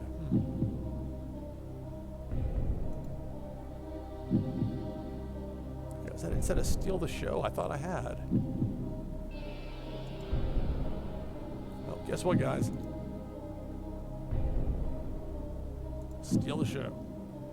I could add this to like a pre-show match, but we'll do this. See how that turned from yellow to green? That's very helpful, by the way. I know I complained about the triangles here, and that they are worthy of complaining about, but there are positives about 2020, and that includes this red to yellow to green. As simplistic as that might sound, a little bit of simplicity is nice when you're looking at several walls of text and two columns, or two rows really, of boxes with all sorts of information and various things that are maybe a little bit more difficult if you're not familiar with what every choice offers as far as this goes. But the more you play it, the more you get used to what's where. Every time I play, I get a little more familiar. It's a good thing. All right, now I need to finish what I was doing. Put the semicolon there to designate the end of the regular show. I got 4 matches from the pre-show and knock those out.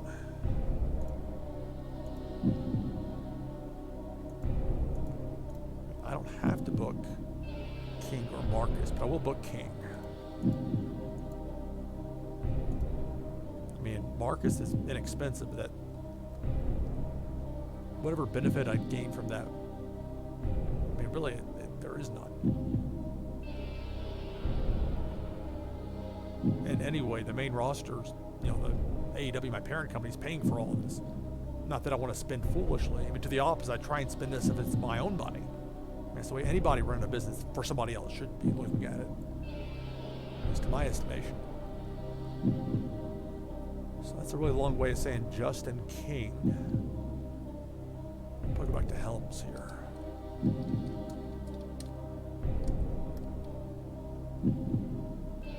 It's not like I have to have Ricky Morton and Robert Gibson each road agent like 3 matches. I don't need that. That's probably not a good idea.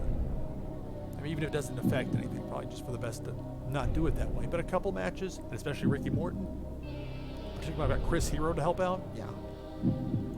So, Zenshi and Melendez. That has King and Helms. Oh.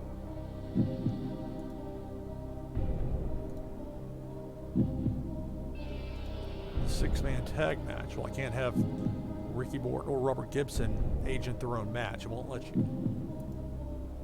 Easy enough though with Chris Hero.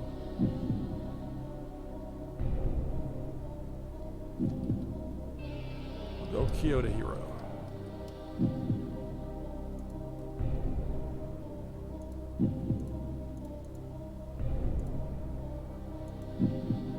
Oh, come on. I was just trying to get where the book segment button. Much better.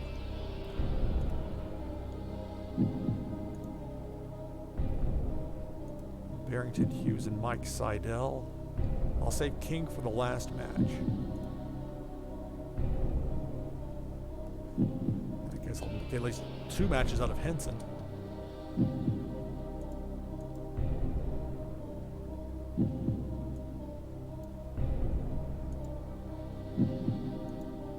And this can be a Robert Gibson road agent match.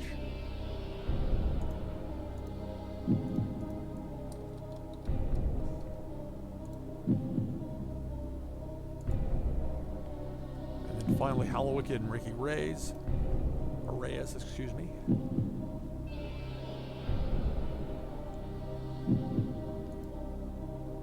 That's what we're with King as the referee.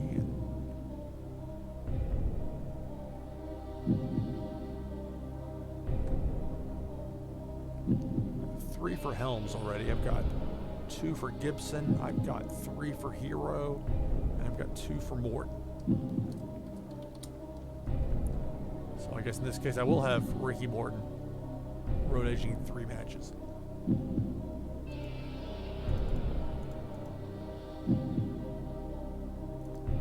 I don't know what happens if you use like the same road agent for 80% of your matches. If they just get too overwhelmed because that's a lot to have to agent, or if that has no impact on it, no bearing. I don't know.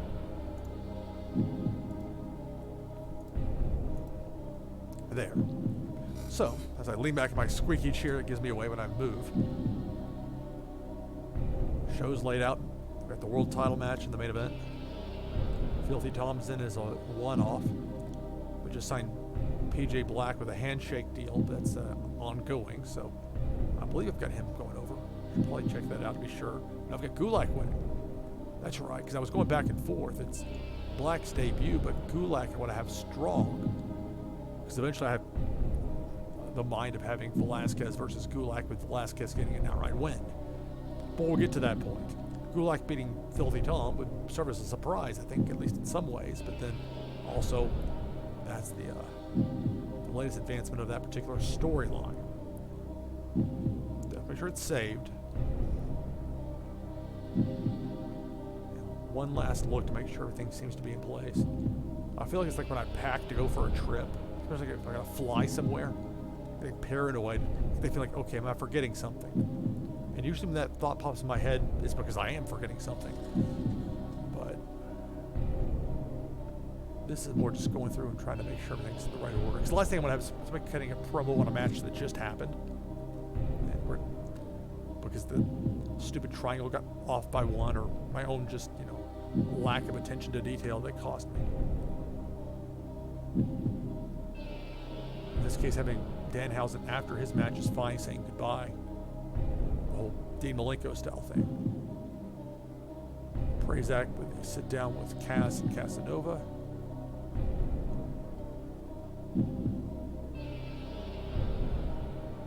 That's for Hero, building up towards the main event. Open the show with Alicia Fox, building towards the main event. So I've got Alicia Fox for this show and then one more. And so, hey, Notorious. Yeah, it's Who Wants to Be a Millionaire music. I know it's like the Maury Povich, very dramatic. But no, yeah, the victory dance you get to do in the You Are Not the Father.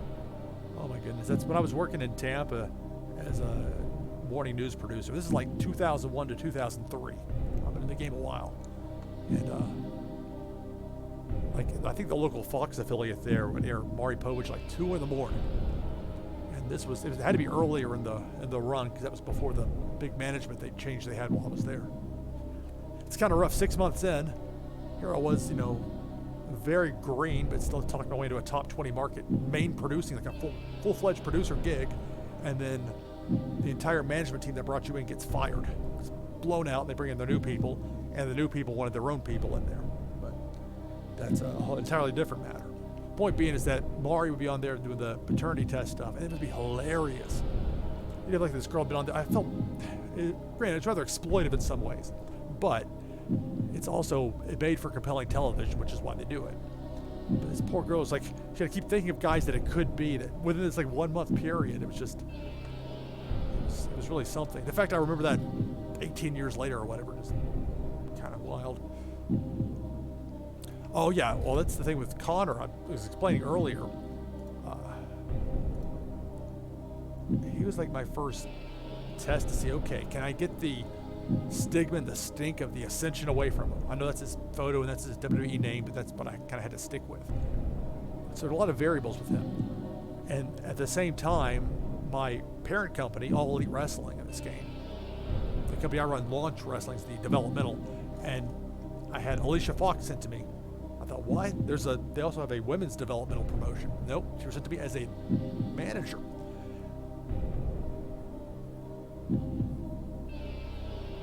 Yeah, well, definitely, if you can empathize, that's, and ultimately it is exploitive. I mean, that's just how those, but when it's 2 a.m. and you're dealing with crazy people calling you, you're on deadline, you're waiting for NBC to send you down, or like a CBS there, and send you down something on the 3 a.m., and you've got 1,000 things you're juggling. 30 seconds to laugh at something crazy on Maury made for a nice tension break from time to time. Yeah, that's the thing with Alicia Fox, is it wasn't even my call though. I wish I could take credit for it, but I mean, she has the whole crazy persona, and I made a decision. Everybody that AEW sent to me for developmental, they almost always have a gimmick, and if they do, I'm going to keep the gimmick, because the way mine's set up, you don't have to have a gimmick for anybody, but if you do, it can affect you either positively or negatively depending on how it's received. And so there's like so many variables in play. Like, you know what? I'm going to try something with Konnor. He's 40 years old. He's got, better stats than you think with a lot of this. But he's also have the physical deterioration start to hit it. I'm 42, so I can empathize with that. But he's been built up now. Alicia Fox is about to get called up to the main roster. So that's going to end soon. So, okay, we're going to give Konnor the shot. Hero's going to beat him. Hero's such a good striker. It's almost like Ishii in some ways, where you're going to get a good match out of you if he's so inclined. You just have to lay him in there. Yeah, and that's staying the course. I agree. Oh, Hero definitely should have been. I mean, the problem was WWE didn't want to utilize his skills. One of the best strikers, one of the best brawlers. You look at the Wrestling Observer Newsletter Awards, and before he went back to NXT. But I saw Hero wrestle. I met Hero in Dallas, actually, the Eddie Dean's Ranch. I think someday they're going to look back at that weekend in Dallas. Between that takeover show, it was so amazing. It was like this lightning in a bottle one night, amazing experience. And all these great matches, this incredible collection of independent talent. And Eddie Dean's Ranch for the Evolve/WWN. Like Kota Ibushi was there. It's like Zack Sabre Jr. I've got a photo with Sabre in the background. You see, there's Ricochet just hanging out, with his IWGP Junior Heavyweight Tag Title belt. Good memories with that. Yeah, well, it's like I saw Cesaro's Claudio against Bryan Danielson in Nashville at the first ever Ring of Honor show down here in Nashville. That was December of 2008, so it's going back a ways, but I knew about those guys before, but that was my first time seeing him in person. Just made a huge impression. I love Cesaro. Claudio is so talented. His skill has just been completely underutilized, but he wasn't their guy. And if you start to get over more than they want you to in WWE, I'll cut your legs out from under you. And it's just, they do it over and over and over because they don't want anybody to get overly popular. The brand is the only star, with few exceptions. And the whole thing that Ryback talked about, a conversation he allegedly had with Triple H, where he said that Triple H told him, we never want another John Cena. Like, the brand is the star and that's it. And in a world where you had a near monopoly, okay, maybe that'll work for you, unscrupulous as it is. These are different times. Oh, that's really cool. So Hero and Claudio against Davey Richards and Christopher Daniels. That's a great match right there. But it just wasn't going to happen in WWE. But with Hero, I mean, there should be plenty of demand for him. I would love to see him if the G1 comes back, and I don't know if he would even want to do that. But it'd be fun to have him there. It'd be great to have an AEW. It'd be great to have, Ring of Honor would love to bring him back potentially. So they should have demand for his services. But just I saw him have I saw two of the best opening matches I'll probably ever see between American Alpha against the Revival at that Takeover show, and the WWN Super Show where it was Zack Sabre Jr. against Chris Hero in the opener. But that's because they had to get wherever it was across town to where WrestleCon was running, because I think they both had matches on that show later. Those guys were hustling that weekend, with some big paydays, but you've got to work a lot of matches in a short amount of time. Also saw Ospreay versus Ricochet live at that show. It was just Marty Scurll did the run into the men's room while I was waiting in line. It's just like the true villain. It's anyway.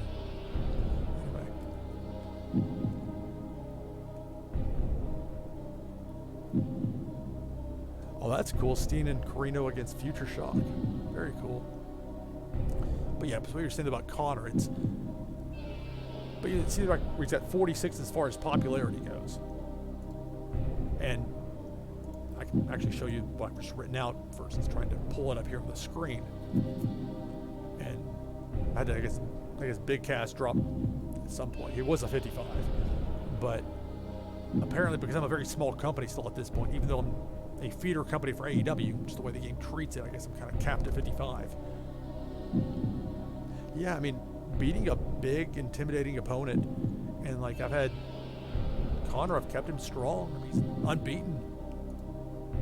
Now the match quality hasn't been all that great, but Bob Holly, he was about to retire, and so I thought, okay, let's have Konnor just beat a couple of guys kind of quickly. So I had Bob Holly, which wasn't a good match, and then Jay Bradley was a little better. He beat Heath Slater, which was a big deal because Slater was an early breakout star for me. But Slater also had a patella tendon injury, knee injury on that match, so hurt the match quality, and even worse, it took Slater out. Because Slater clicked very well with Chris Hero for me that very first title match I had. Yeah, it is the hard road. Well, Cody Hall having him in Big Cass, I mean, that seems like a strange matchup, but I gave that a shot just because Slater's limited, but there's real life and there's what's in the game. And Gary Woodard did a fantastic job, I thought, the guy who created this Killing the Business mod, as far as the whole balance of everything goes. But inevitably there'll be things that are not truly representative to one degree or another, and that's just the variance you'll have between a video game and real life. Although they get a whole lot right with this. The sheer depth involved with this game can be really something. Hauling cash. Well, that's funny. But the thing with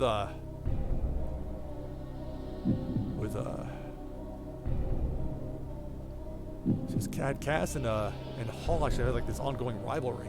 And I thought it had blown it off 2 shows ago, but then came back around. It made sense to book it this particular way because I'm trying to get Casanova heated up. Want him to be my first he's a name that's out there now in real life, but as far as it's meant to be a rising star that got his big run going with me.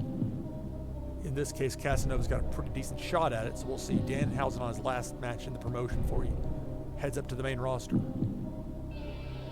It's different. This is something you're right. There's a lot of challenges to running as a child promotion with an AI-controlled parent company. But it's AEW, and they'll give me a month's notice as far as, or at least they have so far. Like with Alicia Fox, as soon as I knew she was getting called up, I said, okay, this gives me time to have her with Konnor. And I don't know if I would have gone Konnor on this particular show or not, but if it was ever going to happen, it need to be now because Alicia Fox is leaving, and she was a big part of, for whatever reason, those two clicked, and it worked really well. And so, on the other side, you got Hero, who I've kept as strong as possible. And I mean, I haven't had him work every show because I don't think he should work every show. I mean, a problem that WWE's fallen into. The same people working show after show after show. And you can still work people in with like an interview or, promo or whatever. Yeah, I mean, that's the thing as far as age goes. I mean, you got both Hero and Konnor are 40. Like, I'm 42 and I overdo it doing cardio and I feel it the next day or two. These guys are doing this. It impresses me what they're able to do. It's, I know, physically very demanding. Oh, thanks. Yeah, with WWE, I get frustrated pretty much thought into that company because you can't allow yourself to like do actual, like deductive reasoning or thought of it. This would make sense, not, because it all comes down to what Vince McMahon wants to do. And that often makes little sense and it becomes very, very frustrating. But I also have some advantages that real life wouldn't happen. Like I've got FTR in my company, not with AEW, but with Launch Wrestling, my developmental company that I run for AEW. With multi-man matches, typically the idea with that is you've got the older wrestlers, and you're right, that helps them from having to like work. These guys have already worked plenty of, very, very brutal style. Strong style is no joke. Those matches, and just, guys like Nakanishi, just retired. He just barely got his retirement ceremony, in and complete before the pandemic really started to cause problems for everyone. Yeah, Shannon Moore. And the deal with Shannon Moore on this show in particular is that PB Smooth was somebody that was signed by AEW and sent down to me as a developmental. And on the very first show, I booked Smooth in a pre-show match against Shannon Moore, and Smooth got hurt. So it was an accident, of course, but Smooth's been out since then all the way till now. So now I pop up the video, let him know, and then even though it was a pre-show match, everything's taped now anyway, so just it would take you a highlight of what happened and then on from there. At least that's the thought.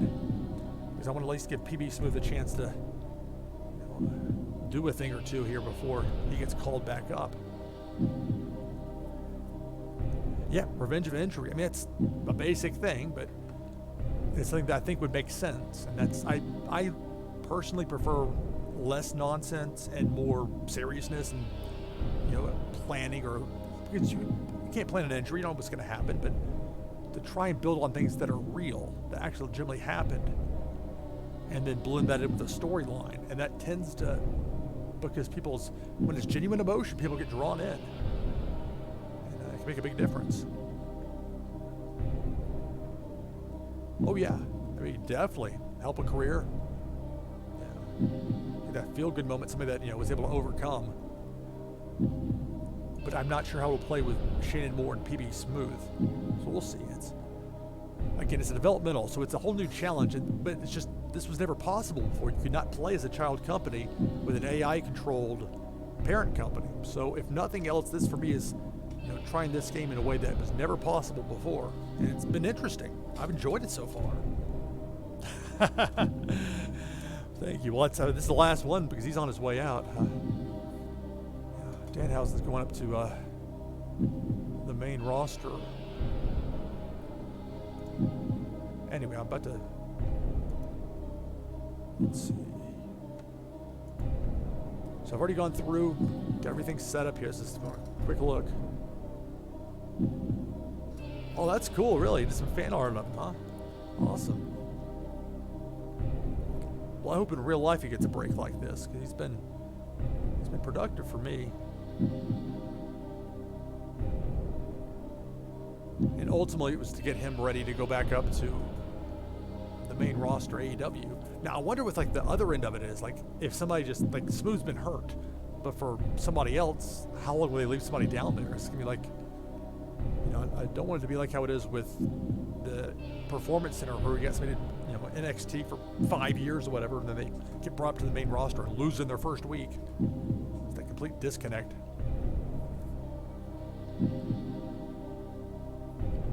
Well, that's cool. Yeah, those smaller independent shows will be a lot of fun. All right, so I think everything's set, so I'll go ahead and get this going here. So it's 120 minutes, 102 minutes of wrestling, including the intros and outros, 18 minutes of angles, promos, hype videos, all that.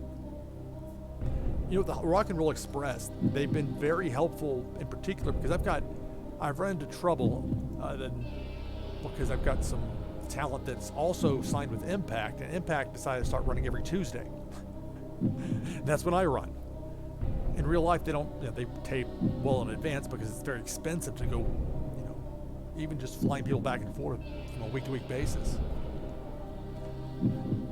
Well, and with Rock and Roll Express, I mean, I did No Way Jose, and he's gonna be a opening match guy at best, but but I've got a guy like Facade, and they got Trip Cassidy in there, so it's some people a chance for them to work with guys they normally wouldn't necessarily get to work with. Yeah, and that's my hope is that because Rock and Roll Express will be more the high-flying double team. In the No Way Jose though, it's it's a pre-show match. It's fun. That's the idea. And yeah, I mean, it could help out Jose, and that's why I set it up that way. I mean, because I was going to have Ricky Morton and Robert Gibson on this, at this show anyway to do the help with the road agent stuff. Because what I was pointing out with the Impact people there was that Gail Kim is probably my favorite or best road agent that I've had, but she works for Impact and they've got first rights on her.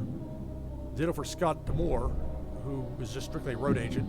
So he's been over there. TJP, who I was setting up this great feud to get started with ACH, when ACH comes back from injury on the next show. But I can't use him because he's not available. And there's Sabin, who wrestled and road agented. So, and part of that's on me for not being more aggressive and getting another one or two definitive road agents, especially since you don't have to pay them a downside guarantee. But that'll be more a problem with the other side of this show. All right, so here we go. Oh, what did I do here? All right. So it's saved, and we're ready to go. So this is going to be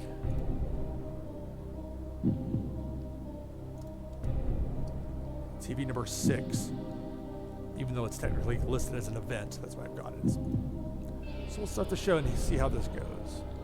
The nice thing though is because my popularity is so low, even a very mediocre or disappointing showing in a lot of these matches, I'm probably still going to have improvement across the board. But my goal is to put on the best possible show and not even worry about that. Let the rest worry about itself. There's those Impact crew people. PB Smooth, again, available for non-wrestling roles. Slater, I'm just letting him heal up. He's going to be gone for a while. And then ACH, the promo leading to his return next week. And my plan is if TJ Perkins can't work for me for a few weeks or whatever, let's have ACH keep calling him out. I'll book a show that's not on a Tuesday night that won't be using the Impact people. I can book it there and then go forward. Or maybe not, but that's just an idea.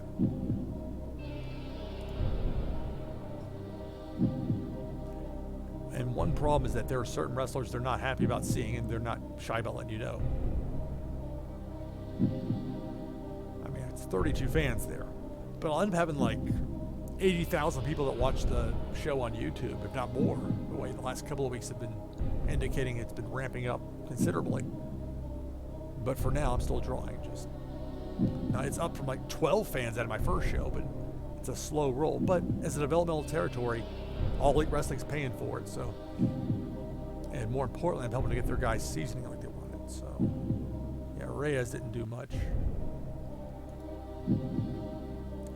And because I have to have a car crash match in at least one of my matches on every show, either that or a wild brawl or mayhem. But those are dangerous type matches, so I just put them in an opener with one of the guys that's not even a handshake deal guy, just a one-off, and took my chances. So it's the pre-show, so this doesn't matter as much. The dirt sheet stuff I find interesting.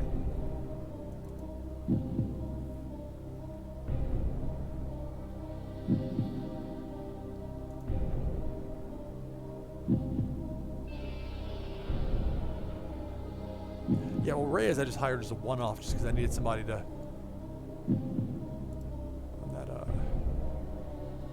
well, I guess I didn't actually type in the rest of the card. That would have helped. I'll have to make those notes later. Yeah, warm body, precisely. But because there's not a whole lot to choose from in the Southeast territory, and I run the Southeast every time, I don't want to just burn through them if I don't have to.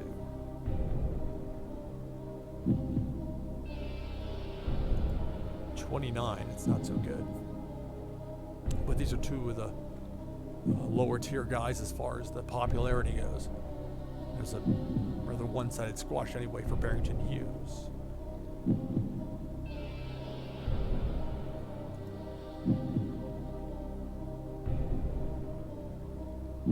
At least Hughes has a high morale. That's a good thing. And while it will penalize you, as it says here, for a negative crowd reaction, it'll also penalize me because, like for the announcers, that's me.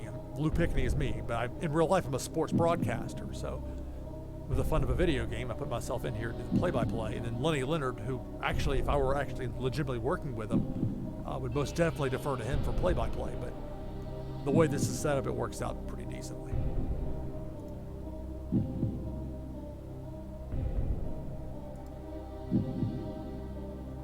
Fantastic heat and great wrestling. That's the pre-show.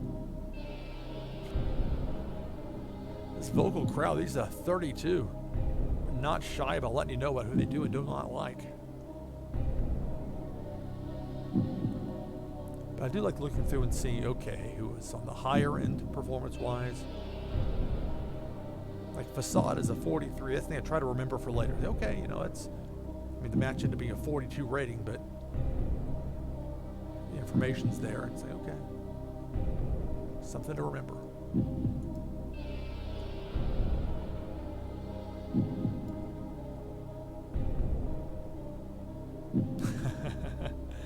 Yeah, well, I tell you, with the this particular mod, they've got a lot of guys that are obviously well known, and then a lot of guys from smaller promotions, or they've been the journeyman type role, and it's tough because it's not like there's just a whole lot of options, at least until relatively recently, for wrestlers out there.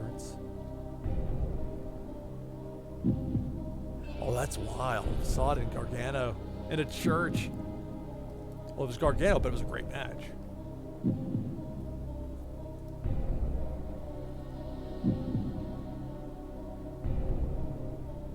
At least the groundswell of support.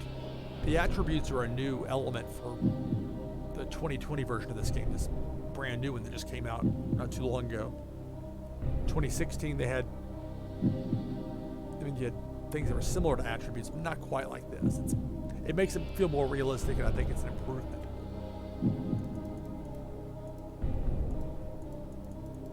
Now, the flip side is because, both of those guys are north of 60 years old at this point. There are limits to what they can do. But you're not going there to see them, take a bunch of crazy bumps. You're there because the Rock and Roll Express, and it's a pre-show match, and you're, at least in theory, going to enjoy it.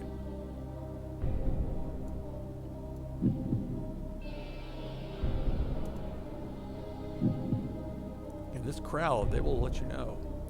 But another good showing for Zenshi. Now it's twice now he's been in there and with an opponent that I think the other time as well as I think Bestia had a lower ranking than him, but Zenshi won Zenshi's debut in the last show.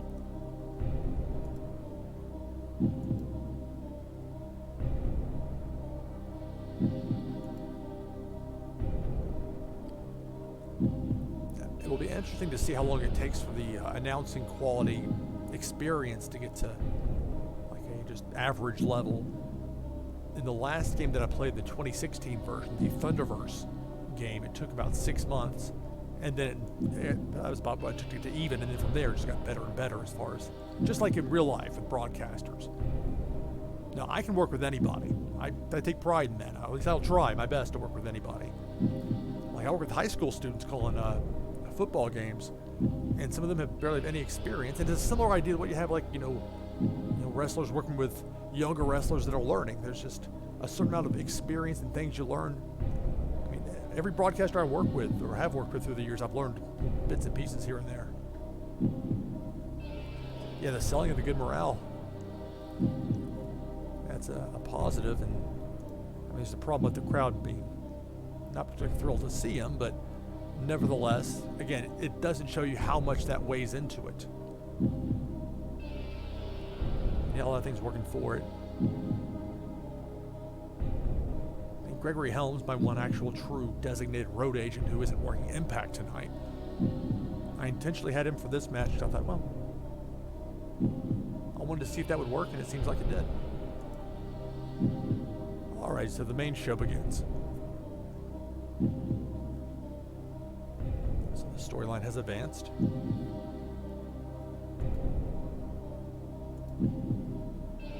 I just kind of left the road agent stuff alone for the promo, so that's all going to be Gregory Helms, and that's going to work to its advantage. See, Alicia Fox, that great gimmick. Like I was saying, you don't have to have a gimmick, but if you do have one, it can be positive or negative. In her case, very positive. Yep, slow and steady.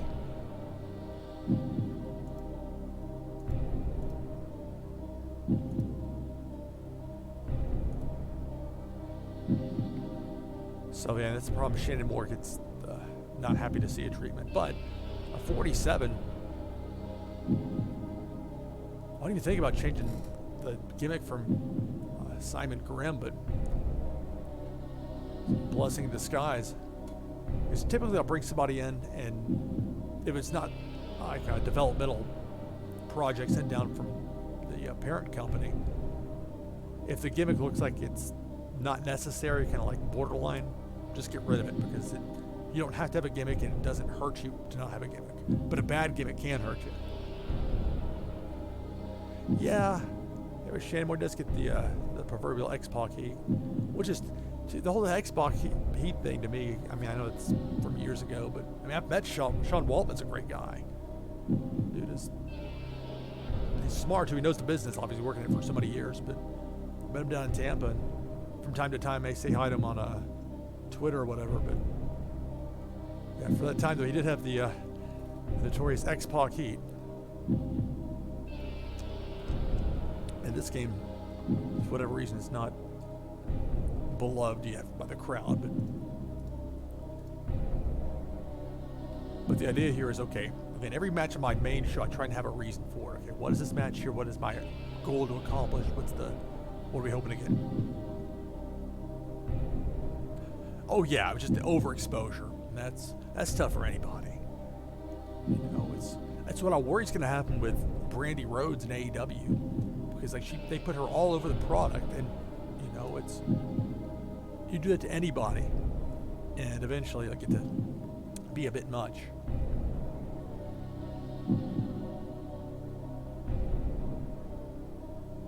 Oh, that's cool. 20 X-Pac matches live.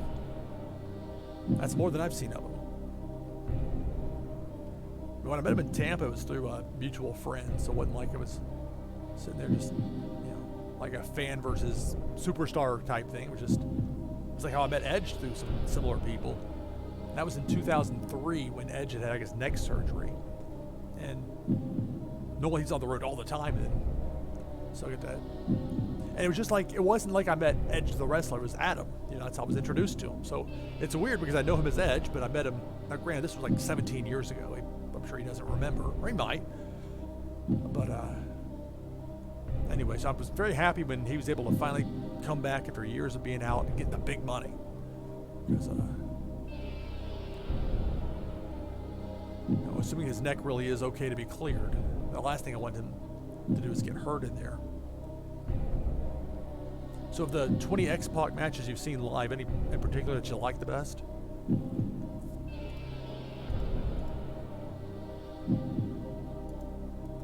Okay, so the video pops up with PB Smooth. And, I mean, it wasn't going to get a high rating, but that wasn't the purpose of this one. It was to say, okay, here's this guy, and then the announcers can fill in. There are 1,000 ways to set it up where you can explain it, because it was a pre-show match that didn't air on TV, but that's not important as long as you have the video, which we would have to fill in the blanks, and then we'll have a reason for them next week to have a match. Oh, I bet that was good. X-Pac versus Jericho versus Shelton Benjamin. I bet that was excellent.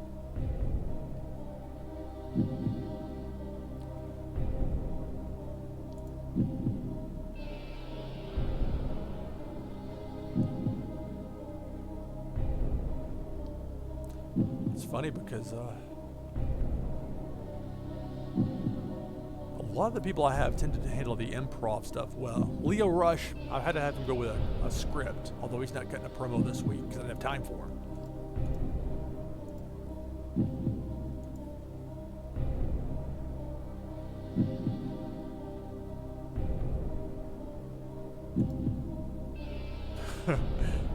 You get that red jumping out at you.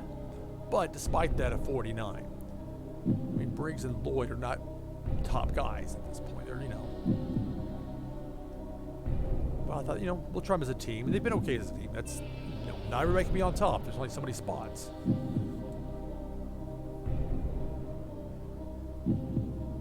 Oh, wow, okay. So Hawkins and Ryder when they're known as the Major Brothers. Wow.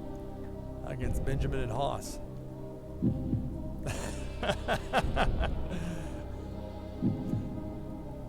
Yeah, I mean, anymore, it was one thing a long time ago to bill somebody from a certain area and the fans would just, go along with it.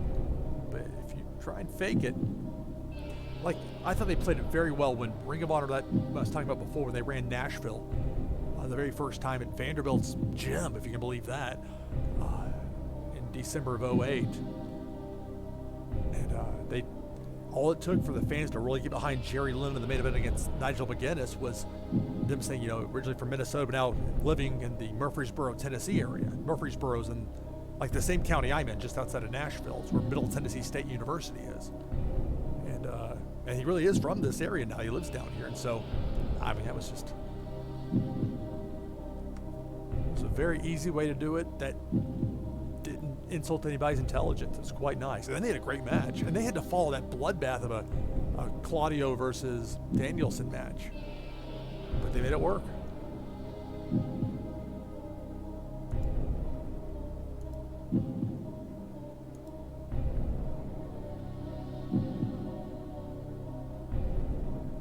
Something I saw tonight on Twitter, although it was with my TV news producer and me had me wall-to-wall watching the coverage from the protest, but something that will be much more fun, I think, for me at least, is there like this long podcast talking about the history of like the WWF Hasbro action figures from like 1990 to 96 when the run ended.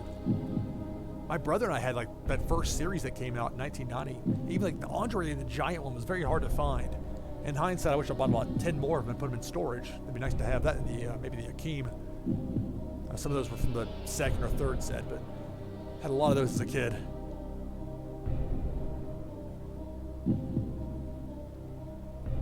Oh, let me check. Oh, actually, it's tough for me to pull. The one downside, I like that I can, if I want to pull up this notepad, not to go through any weird interface. If I pull up a web browser, it's going to cause me problems, but I can use my phone. Now I'm going to be, let's see.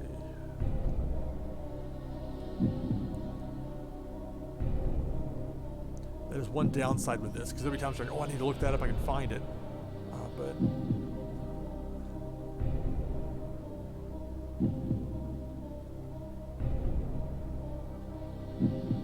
let's see.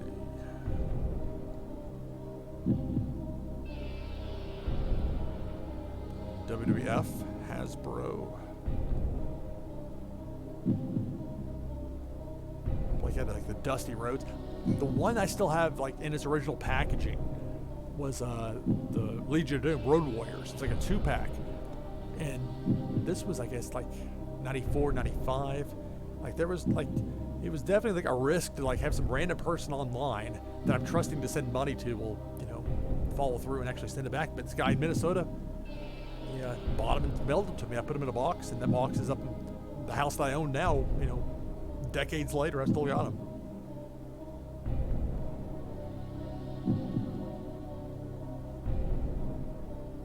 It can help to like remember shows you've been to if you can look back. CageMatch.net is an excellent resource. I mean, they don't have everything. Like I can't look up every like USWA show I went to on a Saturday night at the Nashville Fairgrounds Sports Arena, circa 1993-94. You talk about a rough crowd. That was a rough crowd there.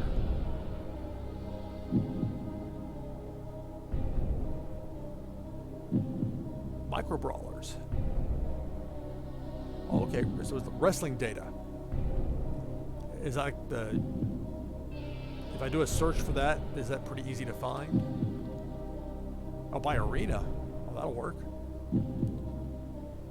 WWF Hasbro podcast. And let's see.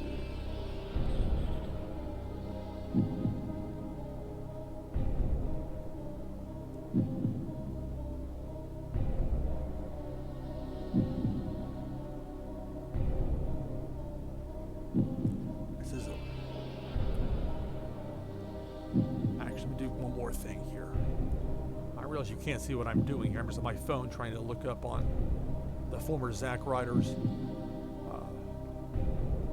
Twitter account.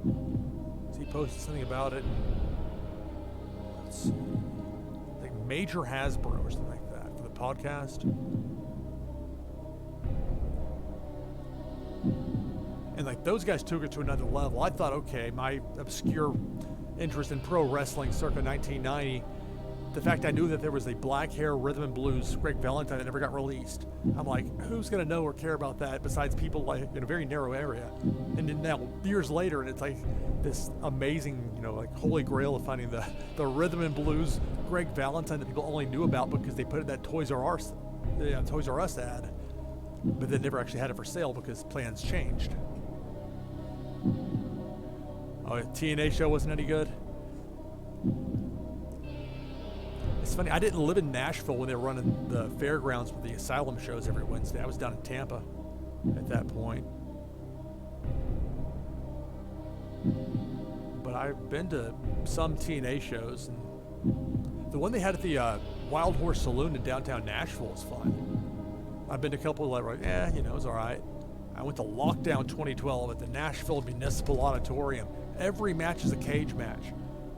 Might sound like a fun novelty, but that novelty wears out about, the second match in when you're dealing with an obstructed view, again, as you will for the rest of the night. So, it's TNA, got good and bad, friends that worked there. I actually talked to them a couple of times, but in hindsight, I'm glad things never worked out for us because it probably would not have ended well. Anyway. They had 2 cage matches, huh?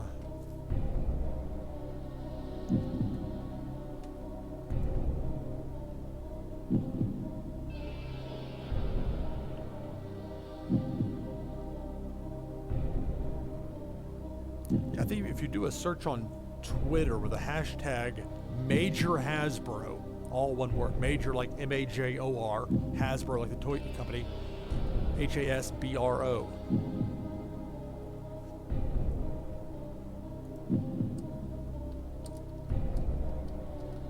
Just type it in there. Oh, that's cool. They did the autographs and pics thing. The last time I saw, because when I worked in TV news, I had 2 runs as a television news producer.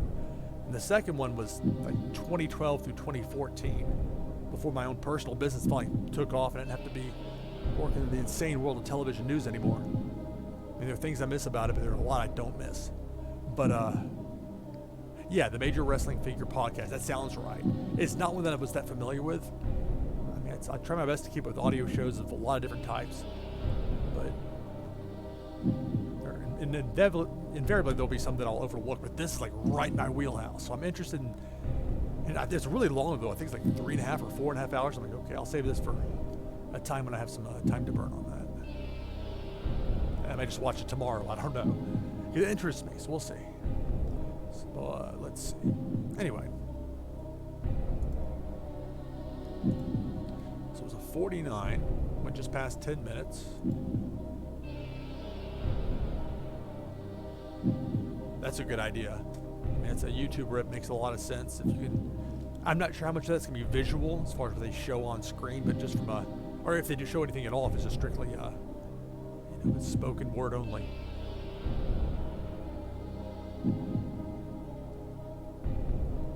Because it's like the point with podcasts where the video is easy enough to record and distribute, whether it's through YouTube or Twitch or Vimeo or 1,000 other ways. It doesn't just have to be audio only, although there's a lot to be said for audio only stuff, especially if you have like any sort of commuting you have to do. Yeah, the crowd's weird. It's like a fantastic heat, great wrestling, 49. But I mean, look, 32 fans there, so.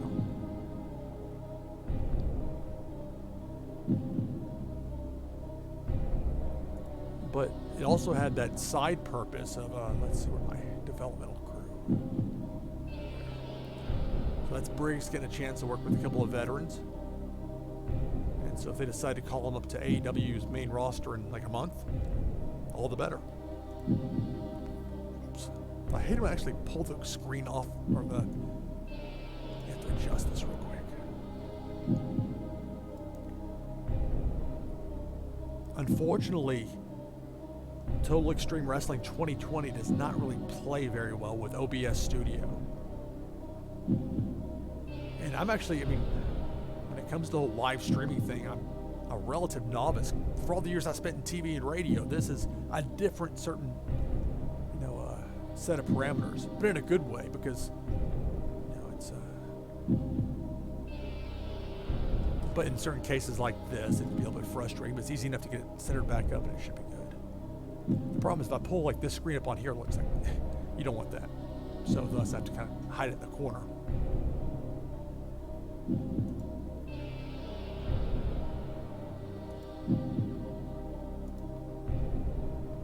So there are a lot of bonuses that went along with it. Now, unfortunately, I have to scroll down some negatives, like their crowd reaction, the inconsistency for Ryder.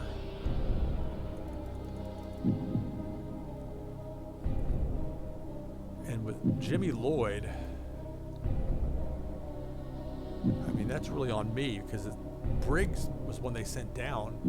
Lloyd's one of my guys. They didn't like his gimmick. But, I mean, it wasn't even just like have him without a gimmick, just be some, you come in looking like that, you're going to need some sort of gimmick to go with it to explain things, because people will ask questions. But still, at 49, I'll take it. I mean, this is my company with such a low level of popularity. There is latitude to be had.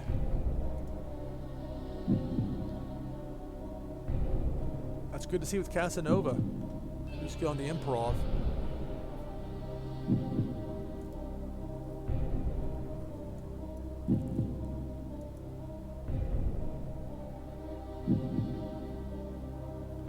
But high morale.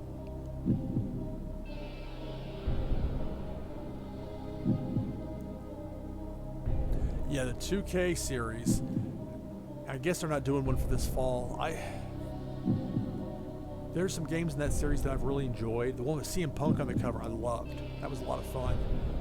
But, I mean, to me, the most fun ones are like, of course, WWF No Mercy for the N64, one of the all-time greats.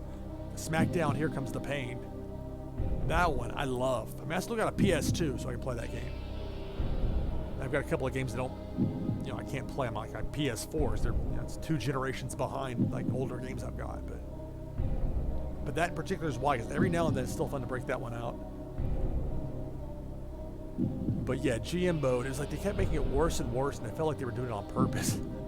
And I'm sure it's frustrating for the 2K studios, because WWE can be very specific and very micromanaging about everything. At least as I understand that to be. So a bad night for Casanova, although for being a bad night, he still had a better showing than Hall or Danhausen had. Plus he gained some heat with the Big Cass Cody Hall storyline that is still going on. So with your Dream Match wrestling, did you use like creator wrestlers? Do you have guys like within the game itself that you use, or how did you do that?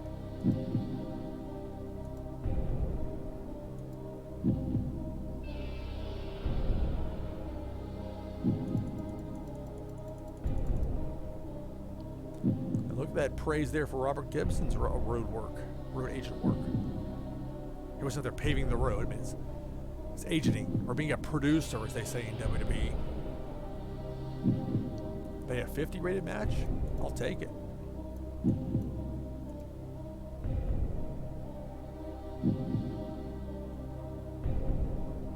Oh, that's interesting. So you have the NWA/ND on one side, and the Legends of Japan.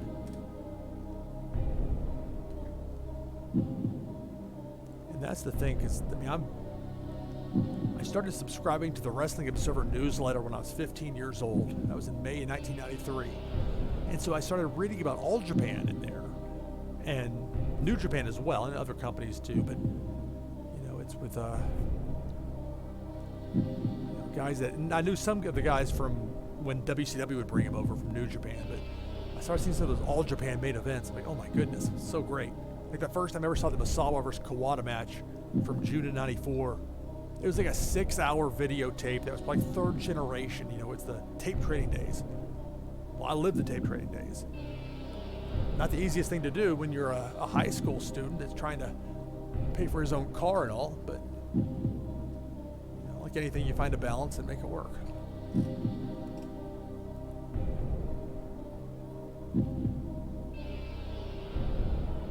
Huh, well, that's interesting with the belts.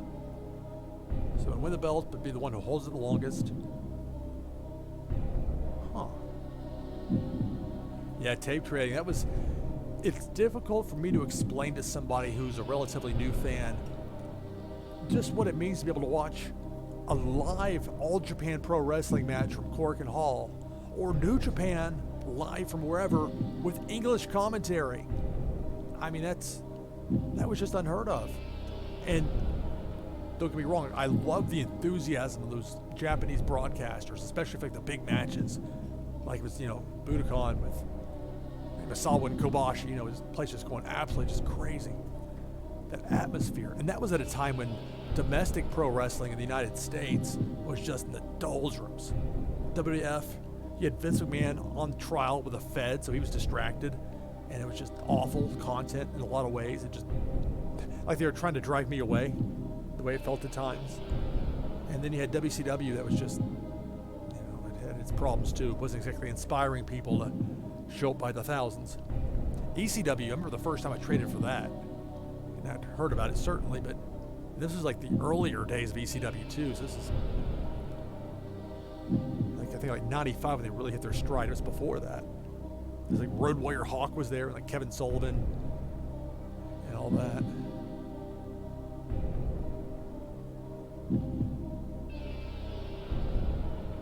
Oh, that's a good idea, trading like that. I guess I never got that elaborate with I wasn't as much for, like I was in like blank tapes or whatever, because some people would want to, make sure it's a swap and not where it's a purchase per se.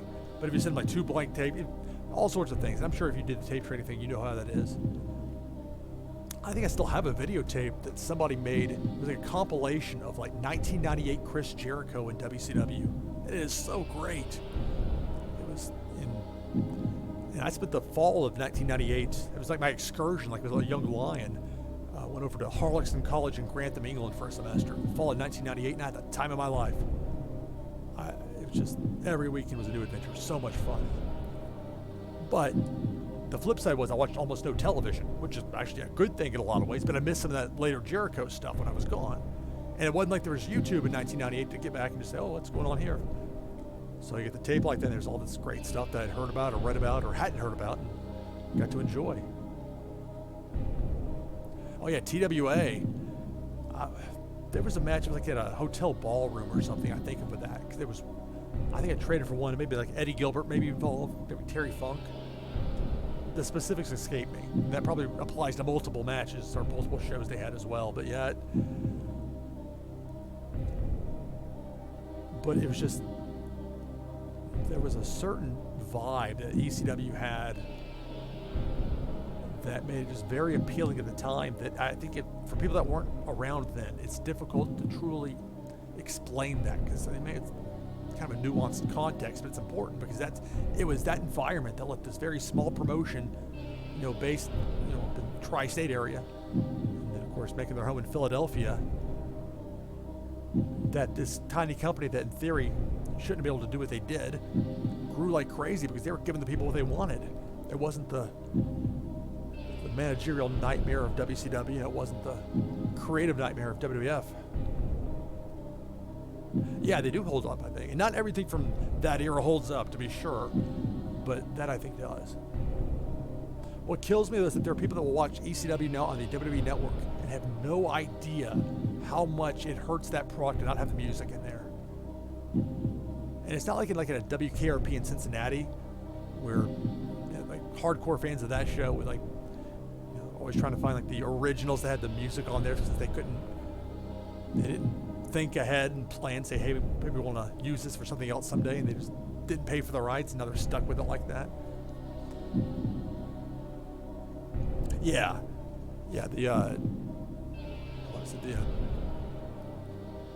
for Sandman, I mean, there's that.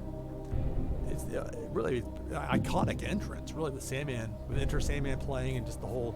Because I went to the WrestleCon show at Orlando over WrestleMania 33 weekend, and Sandman was there.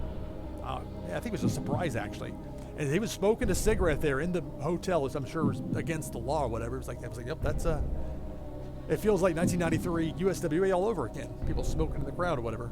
But it was just very authentic for being Sandman at the age he was at that point. And that's 3 years ago now.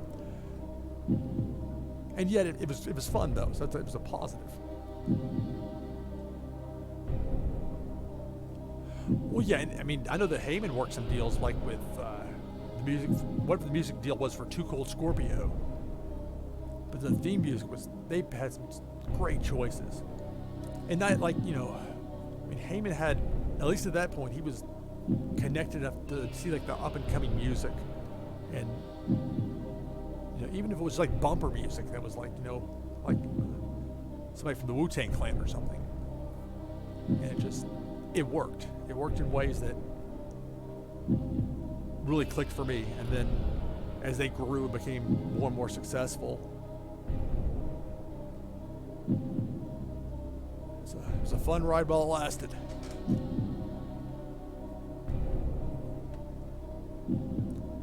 You say memories and regret? What regret do you have over it? Like the chair shots to the head. I have a tough time going back and watching that. I saw it at the time. I thought it was a great match, and this was like the dying days of ECW, and they're in Huntington, West Virginia. And I got on the morning show because I was producing the morning show at WSAZ.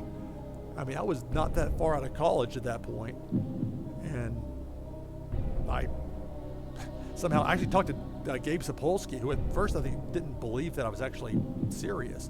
And so I was like, all right, Gabe, here's the station number. Here's David Aldridge, he's the morning reporter we had. I said, talk to him. If you got any questions, let me know, but I'll tell you we're on the up and up. And sure enough, they sent like Louis Dangerously, which I think was Sign Guy Deadly before, and Jack Victory. But at least they sent somebody, and we pushed the show. And I bet you, because WSAZ's morning show was like huge in that market. Not because anything I did, it was just that's a generational thing. So I gave them about the biggest favor you could give a small company running a show in Huntington, West Virginia. And they drew, I think, a few thousand, and then the company was dead within 6 months. Oh, the crowd chants. There's a lot of stuff that at the time was inappropriate. Today, it just doesn't, like chanting, she's got herpes at Francine. I'm like, really? And that's where there's that fine line between playing toward the teen angst and, the anti-authority type sentiment. New Jack's just wild, though. I mean, that's a whole different thing. And I've told this story before, but I've been around New Jack 2 times. One was at the first ECW taping for TNN in Toledo, Ohio. My buddy Chris was working, based out of Nashville here. He was working with TNN and was actually there setting up like the black curtains around the entrance area and that sort of thing. So I was able to drive up there and be backstage, not in the locker room. I knew better than going there, but it was just fascinating to see it.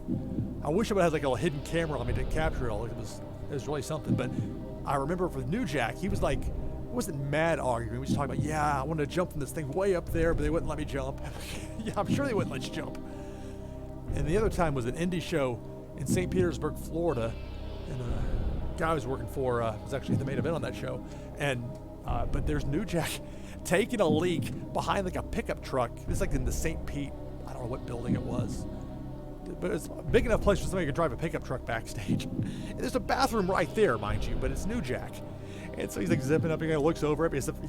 New Jack thinks, I'm going to say something. I'm like, no, hey man, you do whatever. You're not going to hear anything from me, not my truck. Toledo, yeah. Well, see, here's the thing. It was taped to be a TNN show, but Heyman didn't like it. They did the tag title change. This is the crazy thing. I was in there before the building opened to the fans. I was there back after several hours early, because that's where Chris was there. And I had to like talk my way in, and that was not easy. But I can talk my way into a lot of things. And once I got inside, I was fine. And they did a tag title change there where Spike Dudley and I forget who else beat Bubba Ray and Devon. But they were working out the spot for the finisher, like in the ring. And I was like, what's going on here? Just because, I mean, I knew how the wrestling worked, of course, but it was really something to see them in that building working, going over what their finish essentially was. Just because that's the only time I've ever actually seen that, in person like that.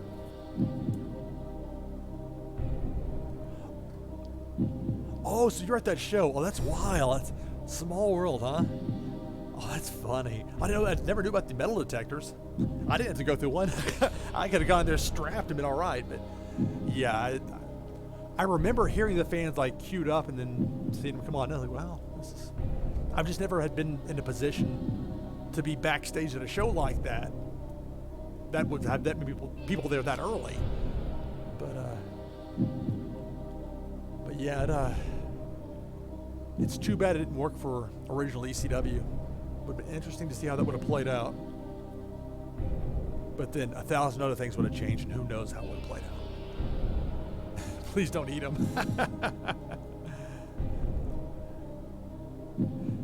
Right, well, TNN was never a good fit for him.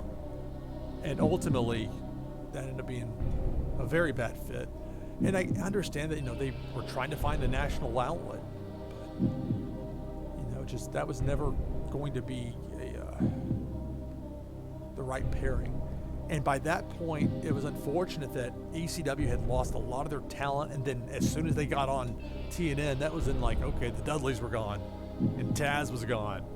That's where the WWF at that point is, okay, for all those guys that made their way over to WCW, we'll take these acts that we know will get over well for you, and we'll take them.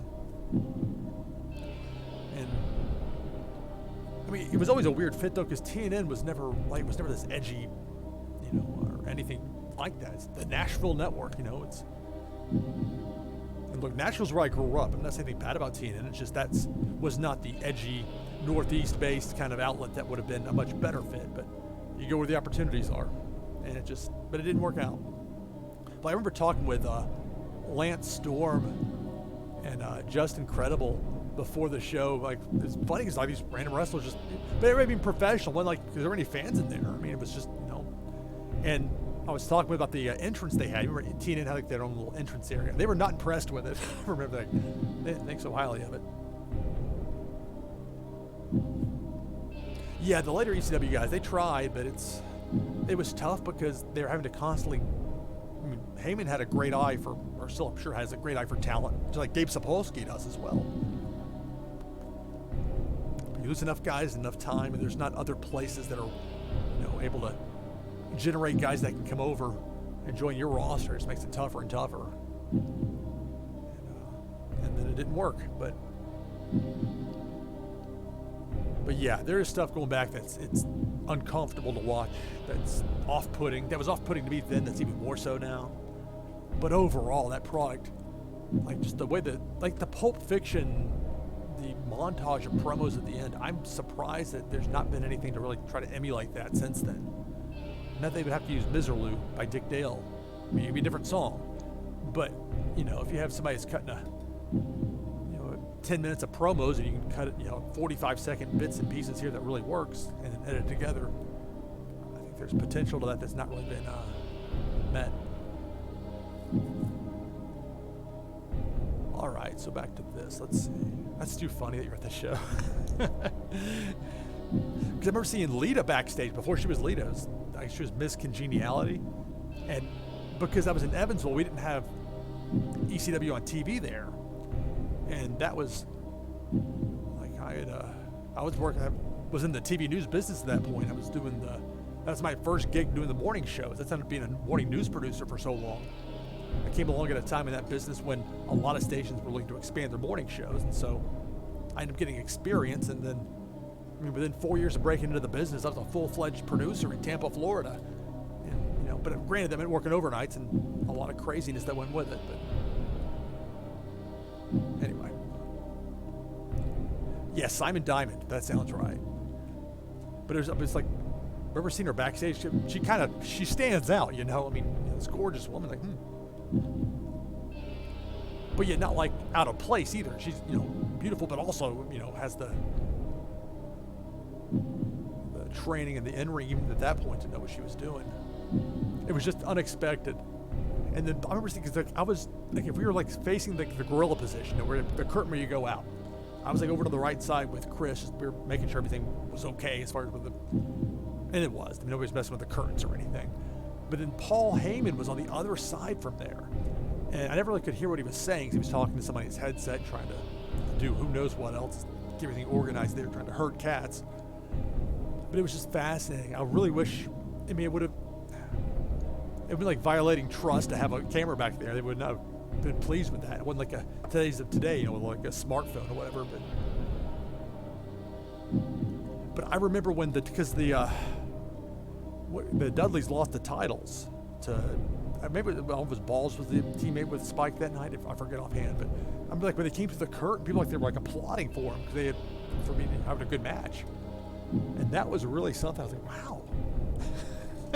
I'm standing right here just seeing this happen. This is, you know, I mean, you know, kayfabe was not exactly, you know, something people were buying into by that point anyway, but still, to know about it is one thing, to see it's another. All right, so Casanova, despite being off his game, still got a 50 rating. He got the win. See what the dirt sheet says.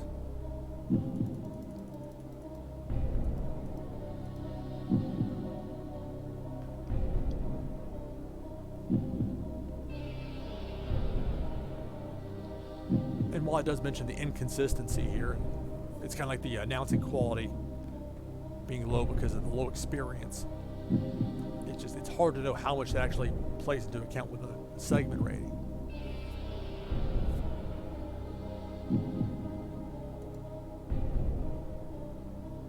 Well, you know what? I'll take him having a 26th script because he was saying goodbye to the fans.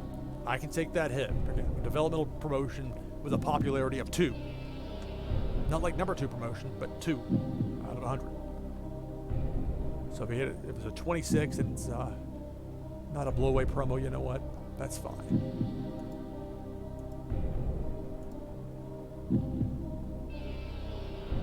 I mean, hindsight should give him a script maybe, but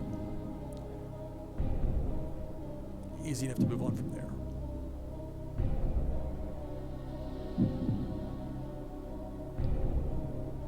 I have to remember the Colognes do not do so well with promos about a script.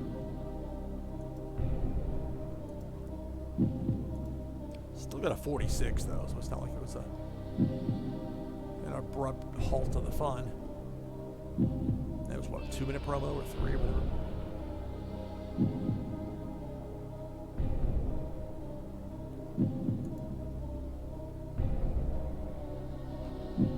Poor Freddie Yehi getting picked on by the crowd.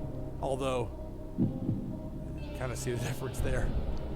Still got a 56 though, and again, this is, I don't know that having a score that just blows away the lower end of what I would need to get, you know, an improvement in popularity and exposure. I don't know how, you know, if you way overshoot it, does it make a tangible difference? And I don't know. And that's part of the fun of this that was figuring out, because this was never a possibility before relative to having a AI-controlled parent company.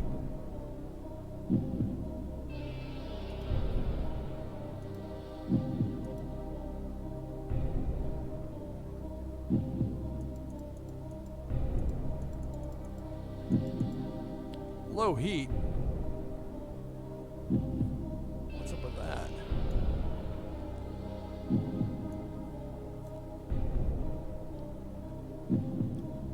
Well, I think it's because it just started.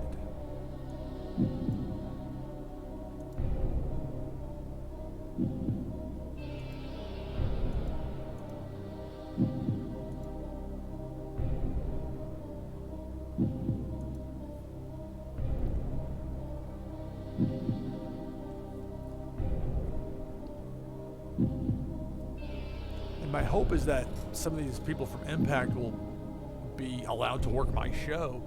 I ran into something with the Laredo Kid. I had him for a one-time only booking, or one appearance. And he was also working with Impact. It's like, great. Within, like, the next week, he was available to work for me when nobody else was that was with Impact. So I don't know if the game has improved to where if that company, the right of first refusal, if they don't want to book the person, if then you actually get to, because that was a problem with 2016. I mean, if there's a higher rated company, especially like you traded somebody or like one of their wrestlers to come in, and they just take their time to actually book the person that you sent them. It was like prevent you if you're running heads up the same night with that promotion you lent your guy to. That guy, even if he wasn't going to work their show, you couldn't use him yourself. I'm not sure how much sense that actually made, but I mean, point being, it's another one of those learning things when it comes to this game and trying to figure out what's new and what's the same, and etc. So hopefully TJP will be back or available, and if not, there are ways to make that work for the long term. Look at that.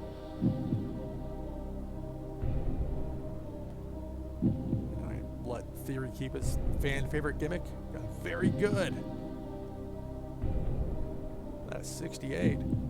The highest match ranking I've had for any match to date with this launch promotion was the very first show, the main event, Hero versus Slater, got a 71. So that's not far off the pace.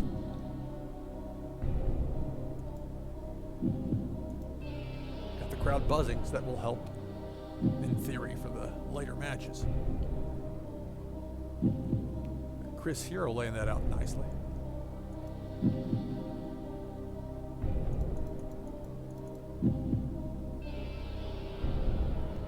And because that was the steal the show stipulation for that match, not stipulation but instruction. That's the problem. Sometimes you'll have wrestlers that'll be inconsistent, or the pressure will get to them for having to go all out. Although in this case it was a bonus for both of them.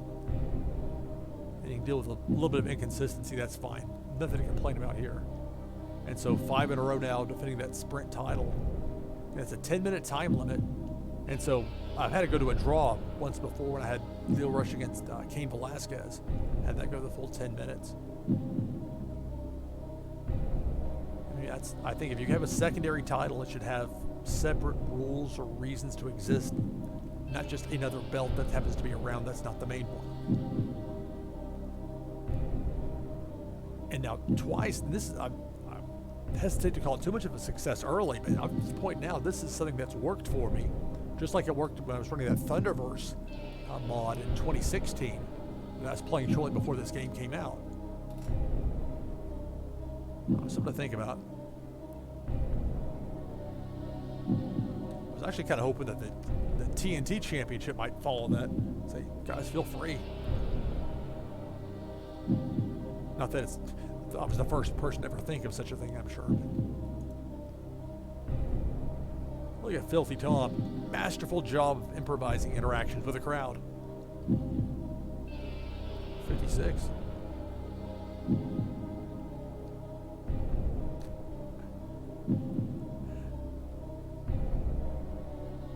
I like how they have the quotation marks around Filthy at all times, except for that's when I wrote out Filthy.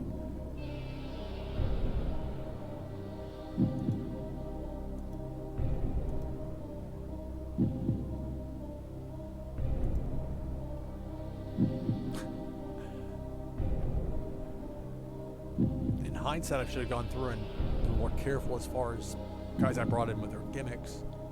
It turned out okay. I mean, Adequate's fine. And Filthy's just in for the one show, so that doesn't really matter anyway. So, 56, that's a good lead-in, I would think. We'll see. Yeah, look at that, 68. Gulak versus Cain Velasquez, storyline advanced. Gained heat.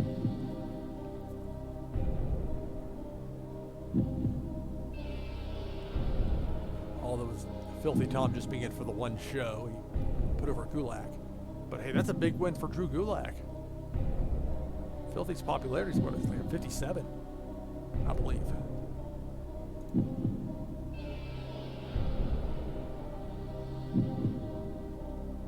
Yeah, 57.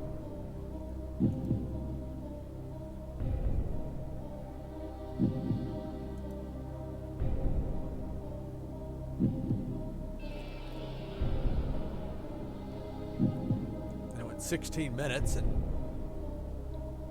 it seemed to work.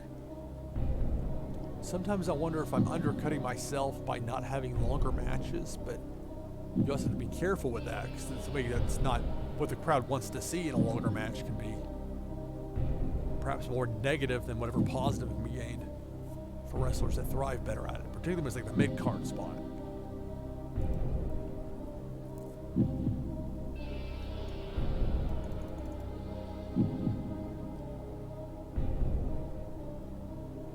I mean, at this point of the show, going to the main event now, but we got a pair of 68 matches, so even if Konnor isn't able to deliver what I'm hoping he'll be able to against Chris Hero, he'll be fine,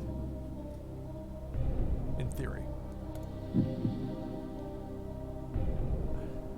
Paranoid there about clicking the button twice.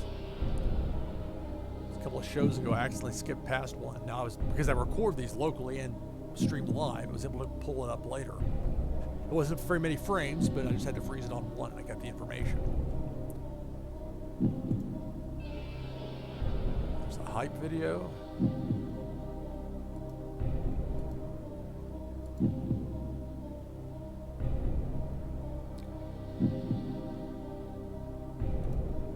'63. And yeah, the crowd was vocal about not being thrilled about seeing Konnor, but so Hero gets the successful title defense.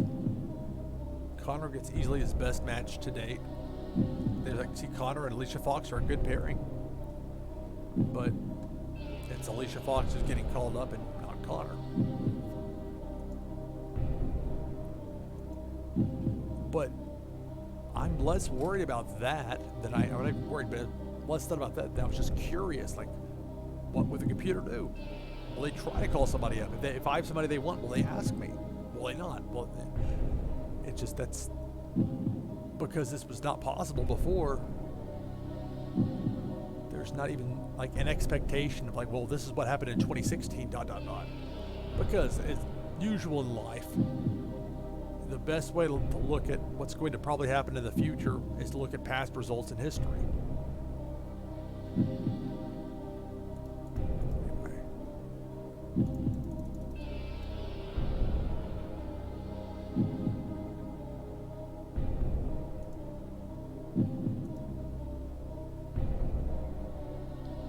And there was what I was talking about with Konnor earlier, the negative crowd reaction. That's one thing, but the declining physical ability. The wrong side of 40. Now, granted, Hero is 40 as well, but that's Chris Hero.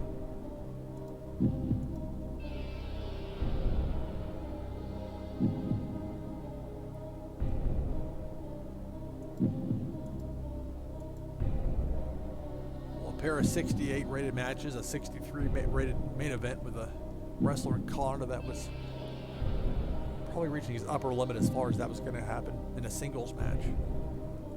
And I feel good that using Konnor now when he had Alicia Fox, this was the time to do it. And now I can move him back down the card. He was unbeaten, so I have a few options with him. Finish the show.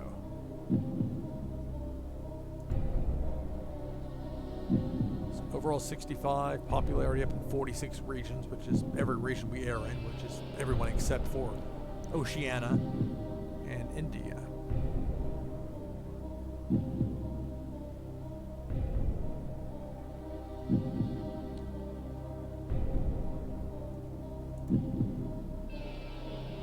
The random profile here. And there's a lot that's processed. I've got a computer with 16 gigs of memory. Even with that, it takes it just a little bit.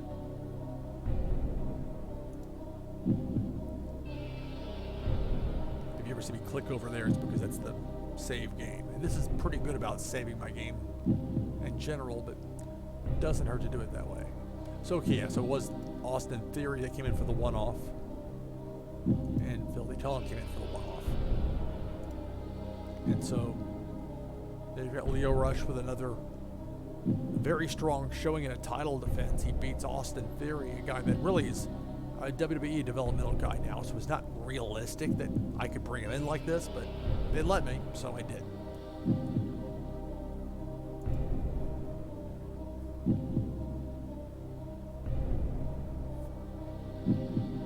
Look at these numbers, and really they don't mean much now because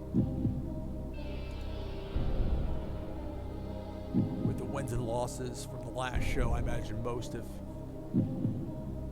adjusted one way or another. And I typically don't keep track of that with the numbers. Like here, it's... Now we'll go back later and put in, because it doesn't tell you in the results, if you go back and look at your old... And this is something I wish they would have upgraded from 2016, because it's about the same from there. Like if you go back, it'll tell you from past shows the results overall, but it's not like it's like Team A defeated Team B. It doesn't tell you who won the fall, who lost the fall, if it was pinfall, submission, whatever. And so I do that with the time of the match. The squiggles on either side, the tildes, just help the numbers to stick out a bit. And so later I'll come through with this sixth match, this sixth show I should say, and add for the matches there, and I'll have to add the rest of the pre-show as well.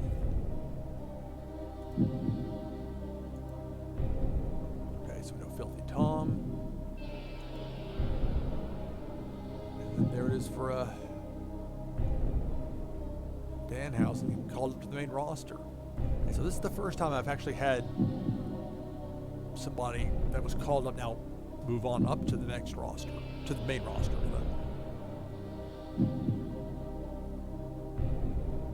To the AEW roster.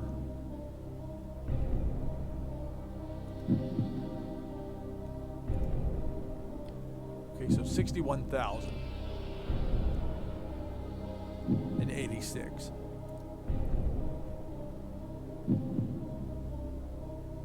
So we were almost dead even from what we had in the last show. But that's okay because we're about the same size we were at the last show. But look at how it jumped from that show, which was Tuesday of week 2. Week 1 was 58,000, which was still very good. But here's the real jump from the end of June. Remember, 56,753 here. Fewer than 3,450 viewers.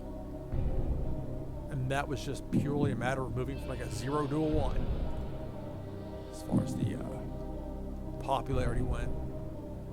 And really that was the same for everywhere. Even though I'm running the Southeast, it didn't give me any additional there. It was just, it was enough to make it seem more viable.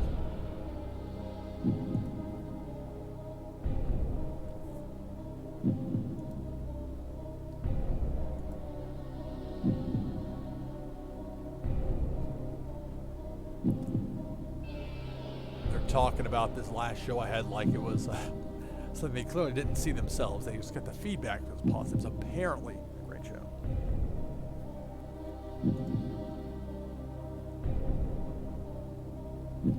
I like that it does break down by region.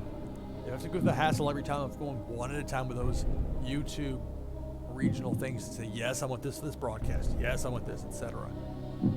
Although I guess that helps if you've got like a domestic TV deal and you want to have YouTube in other places. But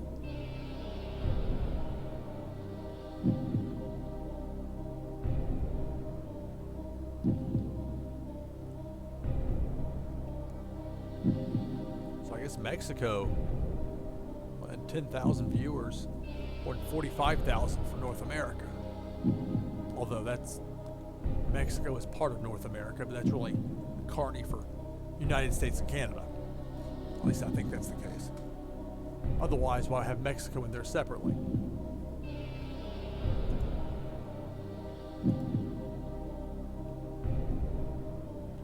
I thought about like, do I really want to run Tuesdays when Dark is being shown? But the way it's set up for me now, it's like video on demand on YouTube versus like if I was having a television show or whatever that ran heads up with dark. But in this case, it really doesn't. It's just, if anything, kind of complements each other.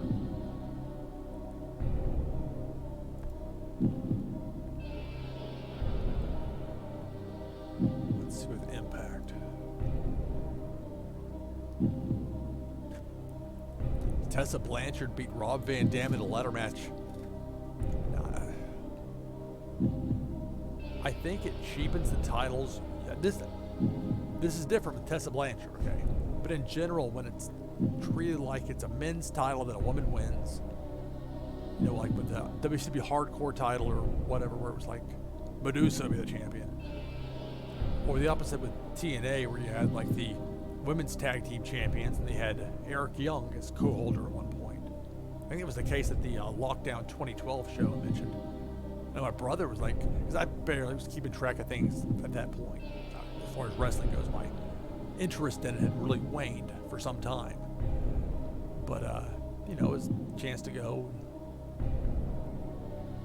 Of course, the giant cage blocking everybody's view so much for the entire show was a disappointment. But nevertheless, it was awkward. Like, my brother said, okay. It's like, wait a minute. This guy's one half of the women's tag champs. And it's like, yeah. You know, like, it's one of the things, it's almost like just, you're embarrassed to have to explain. It's, yeah, he's, you know. But then you can't take any of that seriously. And Eric Young, very talented, has a lot more range than, for people that just saw him in WWE, I think they appreciate what he's able to do.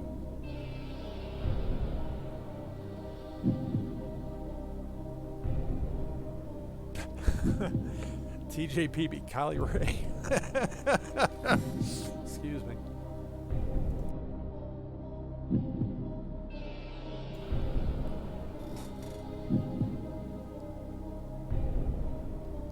So yeah, TJP, they're mean mugging, and then Kylie Ray being her happy self. It's too bad it didn't work out for Kylie Ray in AEW. But perhaps it'll be for the best for the long term.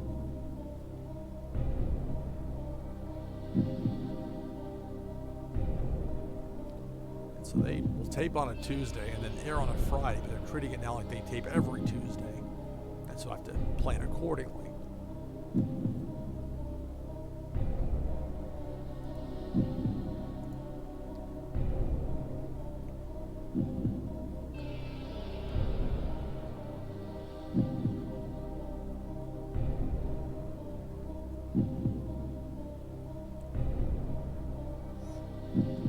So wait, CMLL ran Arena Mexico and drew 730 fans, and that's it?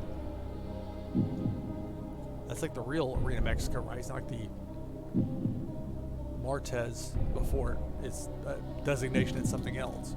Like American Airlines Arena versus American Airlines Center or something like that. I'm guessing that's not the case, though.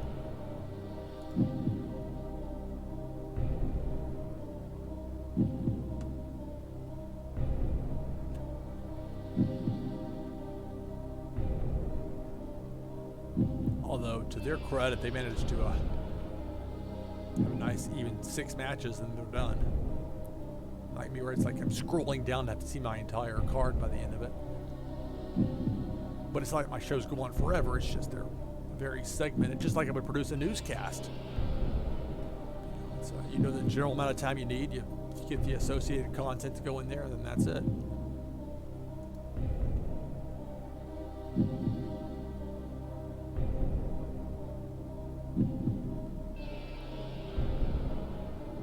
Teddy Long is older than I realized he was. 72. Or 72 between now and July of 2020. I don't know his date of birth offhand. It's been amusing to me to see WWE call up guys. Not like somebody like Drake, yeah, him get called up to handle referee duties. Makes sense. But they called him like Shawn Michaels. And oh yeah. That youngster Shawn Michaels finally getting a shot. Like Matt Bloom, Giant Bernard, or Prince Albert. Is that a few names? And it's still the case in TEW 2020 as it was in 2016 that you get basically one notice in your top story. So you always want to go through this. If anybody's watching this just trying to figure out how to play the game, or if they're of interest, or learning tips, whatever, always look through your top stories carefully. If you're trying to steal somebody away, trying to poach Big E, they get a guaranteed contract. You basically get one heads up on it, and if you don't take action, then you get something like this, and he's agreed to a new exclusive written contract, and your chances of getting Big E are gone. But let's get jobbed out. Not even mentioned by name. The company's developmental territory. We got 2 of them. Although the other one, I don't think the women's promotion that's AI controlled, that they've actually run a show yet. Uh-oh, bad surgery. It happened to Ultimo Dragon or something. Although I don't know what a TFCC tear is.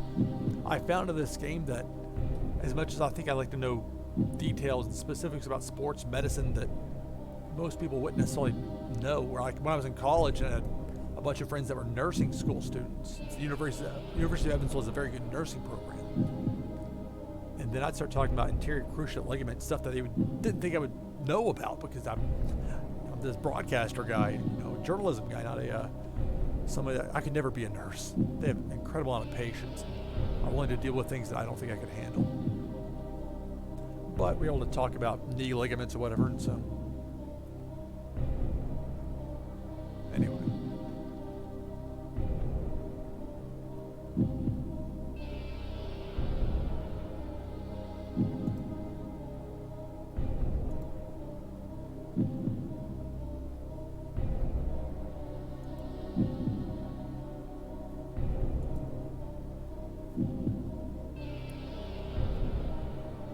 Jake Atlas is super talented, and it disappointed me when he ended up signing with WWE, but then I learned that was like a long time goal for him, that he really wanted.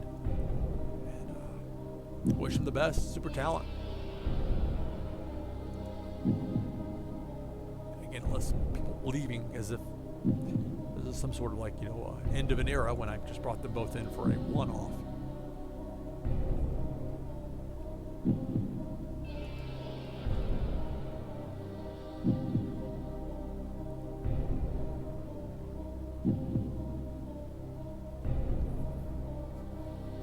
Tyler Bate beat Steve Cutler. It's not as much as I've seen with the Japanese companies, but there have been some unexpected back and forth with wrestlers jumping from one company to another. Like Kento Miyahara showed up in New Japan Pro Wrestling.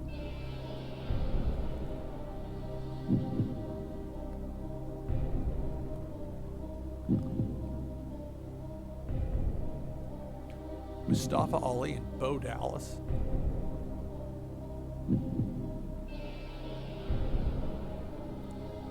I guess this main event, so they can. A 6-man tag that ends in a DQ.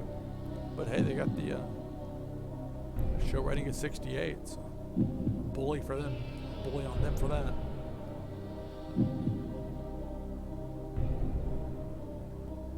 All right. I'll be wrapping up here in a minute, but I want to go through, take a look at the office area here. The creative. This starts to fill in a bit more as the weeks go by, and they can legitimately add people to a given category.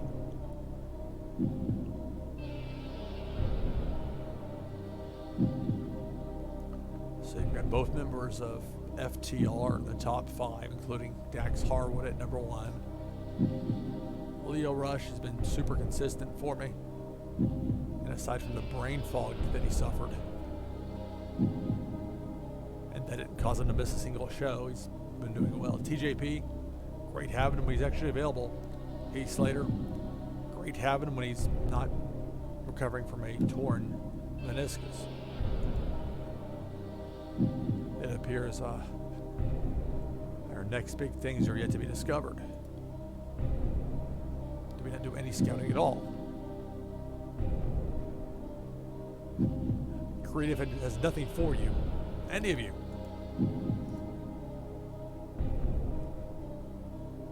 And I mentioned with Lio Rush, he struggled without a script, and then I saw him with a script, and it turned out well. But I didn't have him cut a promo on the last show, so it's kind of immaterial.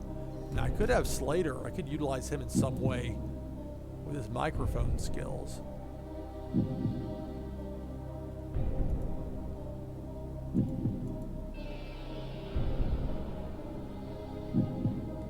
And as always, if you're looking for injury information, like specific, you just look at her skills. 7 months, 3 weeks. It's July of week 3. So you'll look at ballpark of March of 2021 in the game that he'll be back from a meniscus tear. Microphone, it's good and all, but for the amount of money he's making per shot, I mean, 1,300 isn't. Oh no, 1,420 is a bit much for somebody to come out and be a mouthpiece.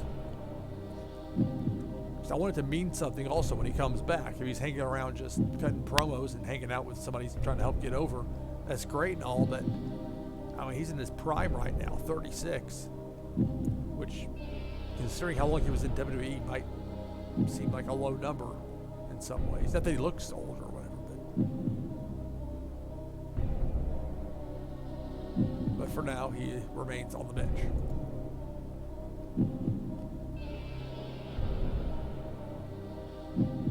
Look at Casanova.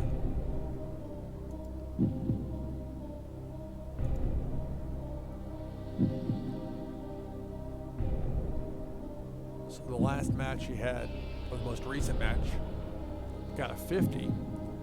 It didn't hurt him with Big Cass, of course, but it wasn't like they were in there with two very highly rated opponents or anything.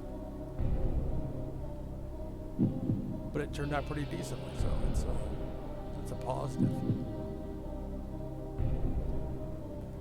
And I guess at this point, and I'm gonna wait till the next episode to start the next run as far as I guess it'll be the Tuesday show for week 4 of July 2020.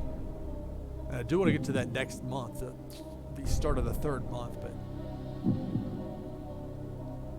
just realistically, it's not going to happen in this broadcast. But I need some time anyway to look through stuff when I'm not live streaming, to do a bit of thinking. Say, as long as these videos end up being anyway, or the live streams end up being, and putting time in before I go live just to make it so it's not even longer.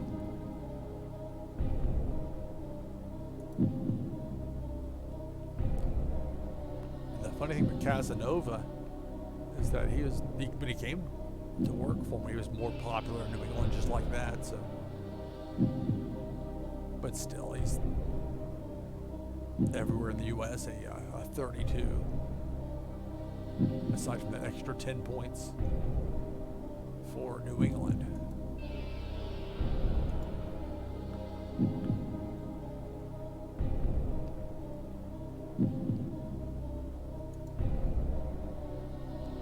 Showstoppers. PJ Black obviously made a good impression with his launch wrestling debut one day ago. Look at that. There's Casanova again, that guy. Talk the talk. He's got the in-ring. He might be who I end up beating Lio Rush with when the time comes for Rush to drop the Sprint Championship. He's going to be defending it every week anyway, so it's not like it would be a shock for the sake of shock for a lower card wrestler to knock him off, because there's that burden of having to defend it every week. If you're not there, you can't make TV, you're injured, sick, whatever, the title gets vacated. And that's a lot different than the approach I'm taking now with my world championships, both singles and tags, where I'm trying to stick to one defense per month for both. Some latitude to that, of course, but so I've got those 3 titles, and that's it.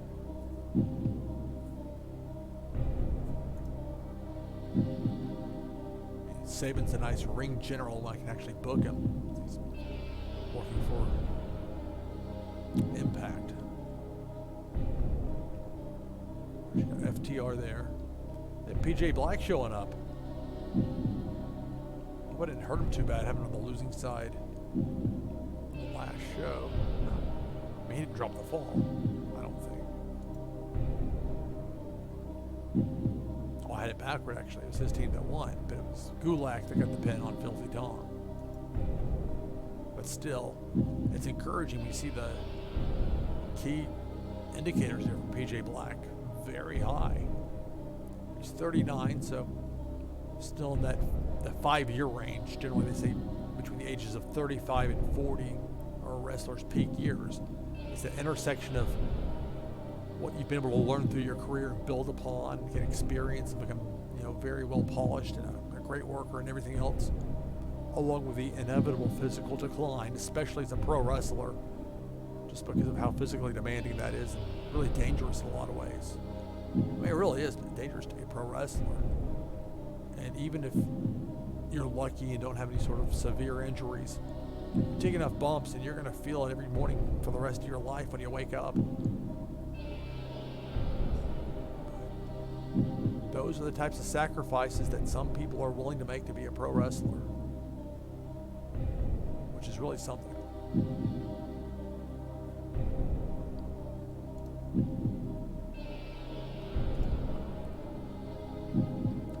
FTR, part of the hot category of Leo Rush, keeps winning every week, and so makes sense. Velasquez, we kept him strong. And Hero remains unbeaten. And the guys they want to bury. Although these are guys, with the exception of Stardom, that have been lower card.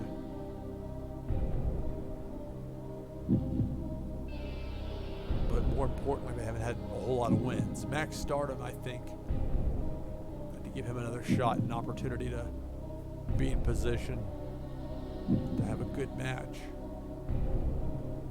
Right now he's lower here than he is elsewhere, which is not a good thing.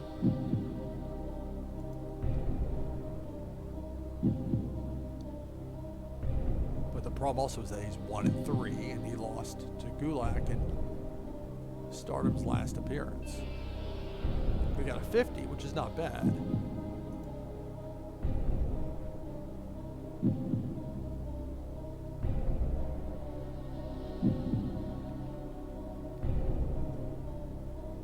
I was also teasing earlier with ACH and TJP. And hopefully I can get them both on the same card again at some point relatively soon. We can make something of this.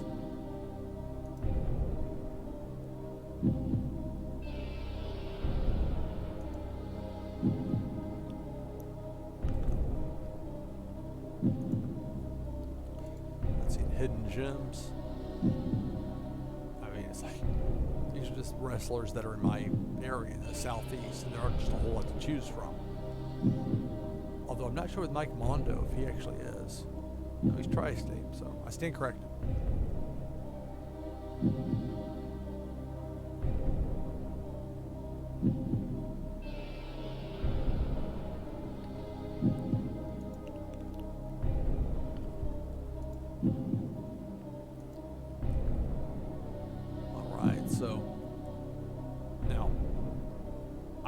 It shows me at $130,768 in debt for the month. But the fortunate thing for me is that All Elite Wrestling at the end of the month knocks all that debt out. They cover it, and I start the next month at zero as far as money owed, or money's owed. The kind of weird way they pluralize that word sometimes.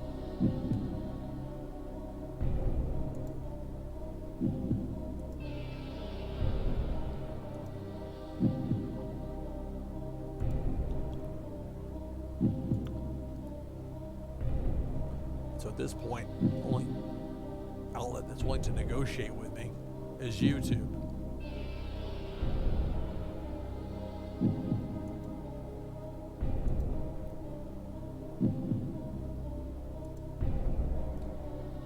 You see there were across the board a 2 ranking.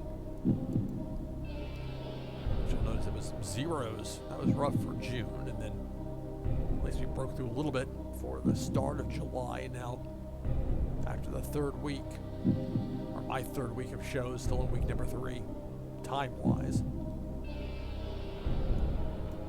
to a 2.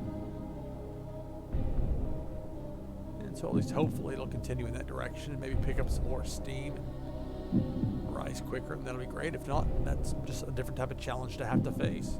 And I don't mind that. You know, it's when it feels realistic, and even though it may be challenging, it'll be different than the way you normally think of it.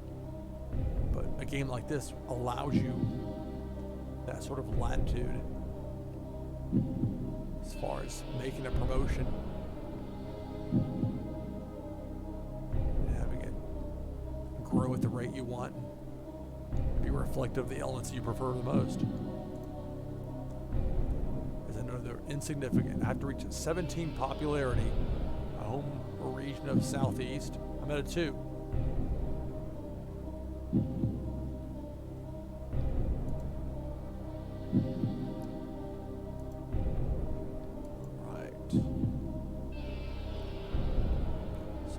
Tag title defense.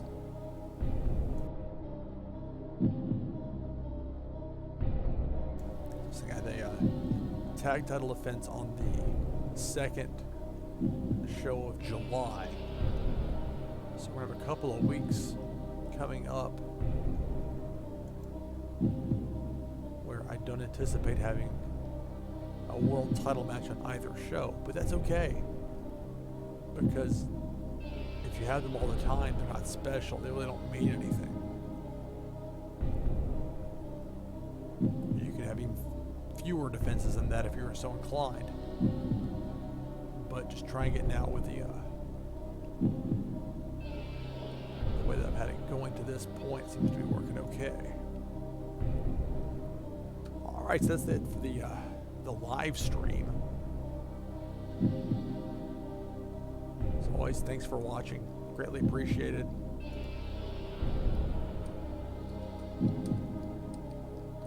I imagine I'll be back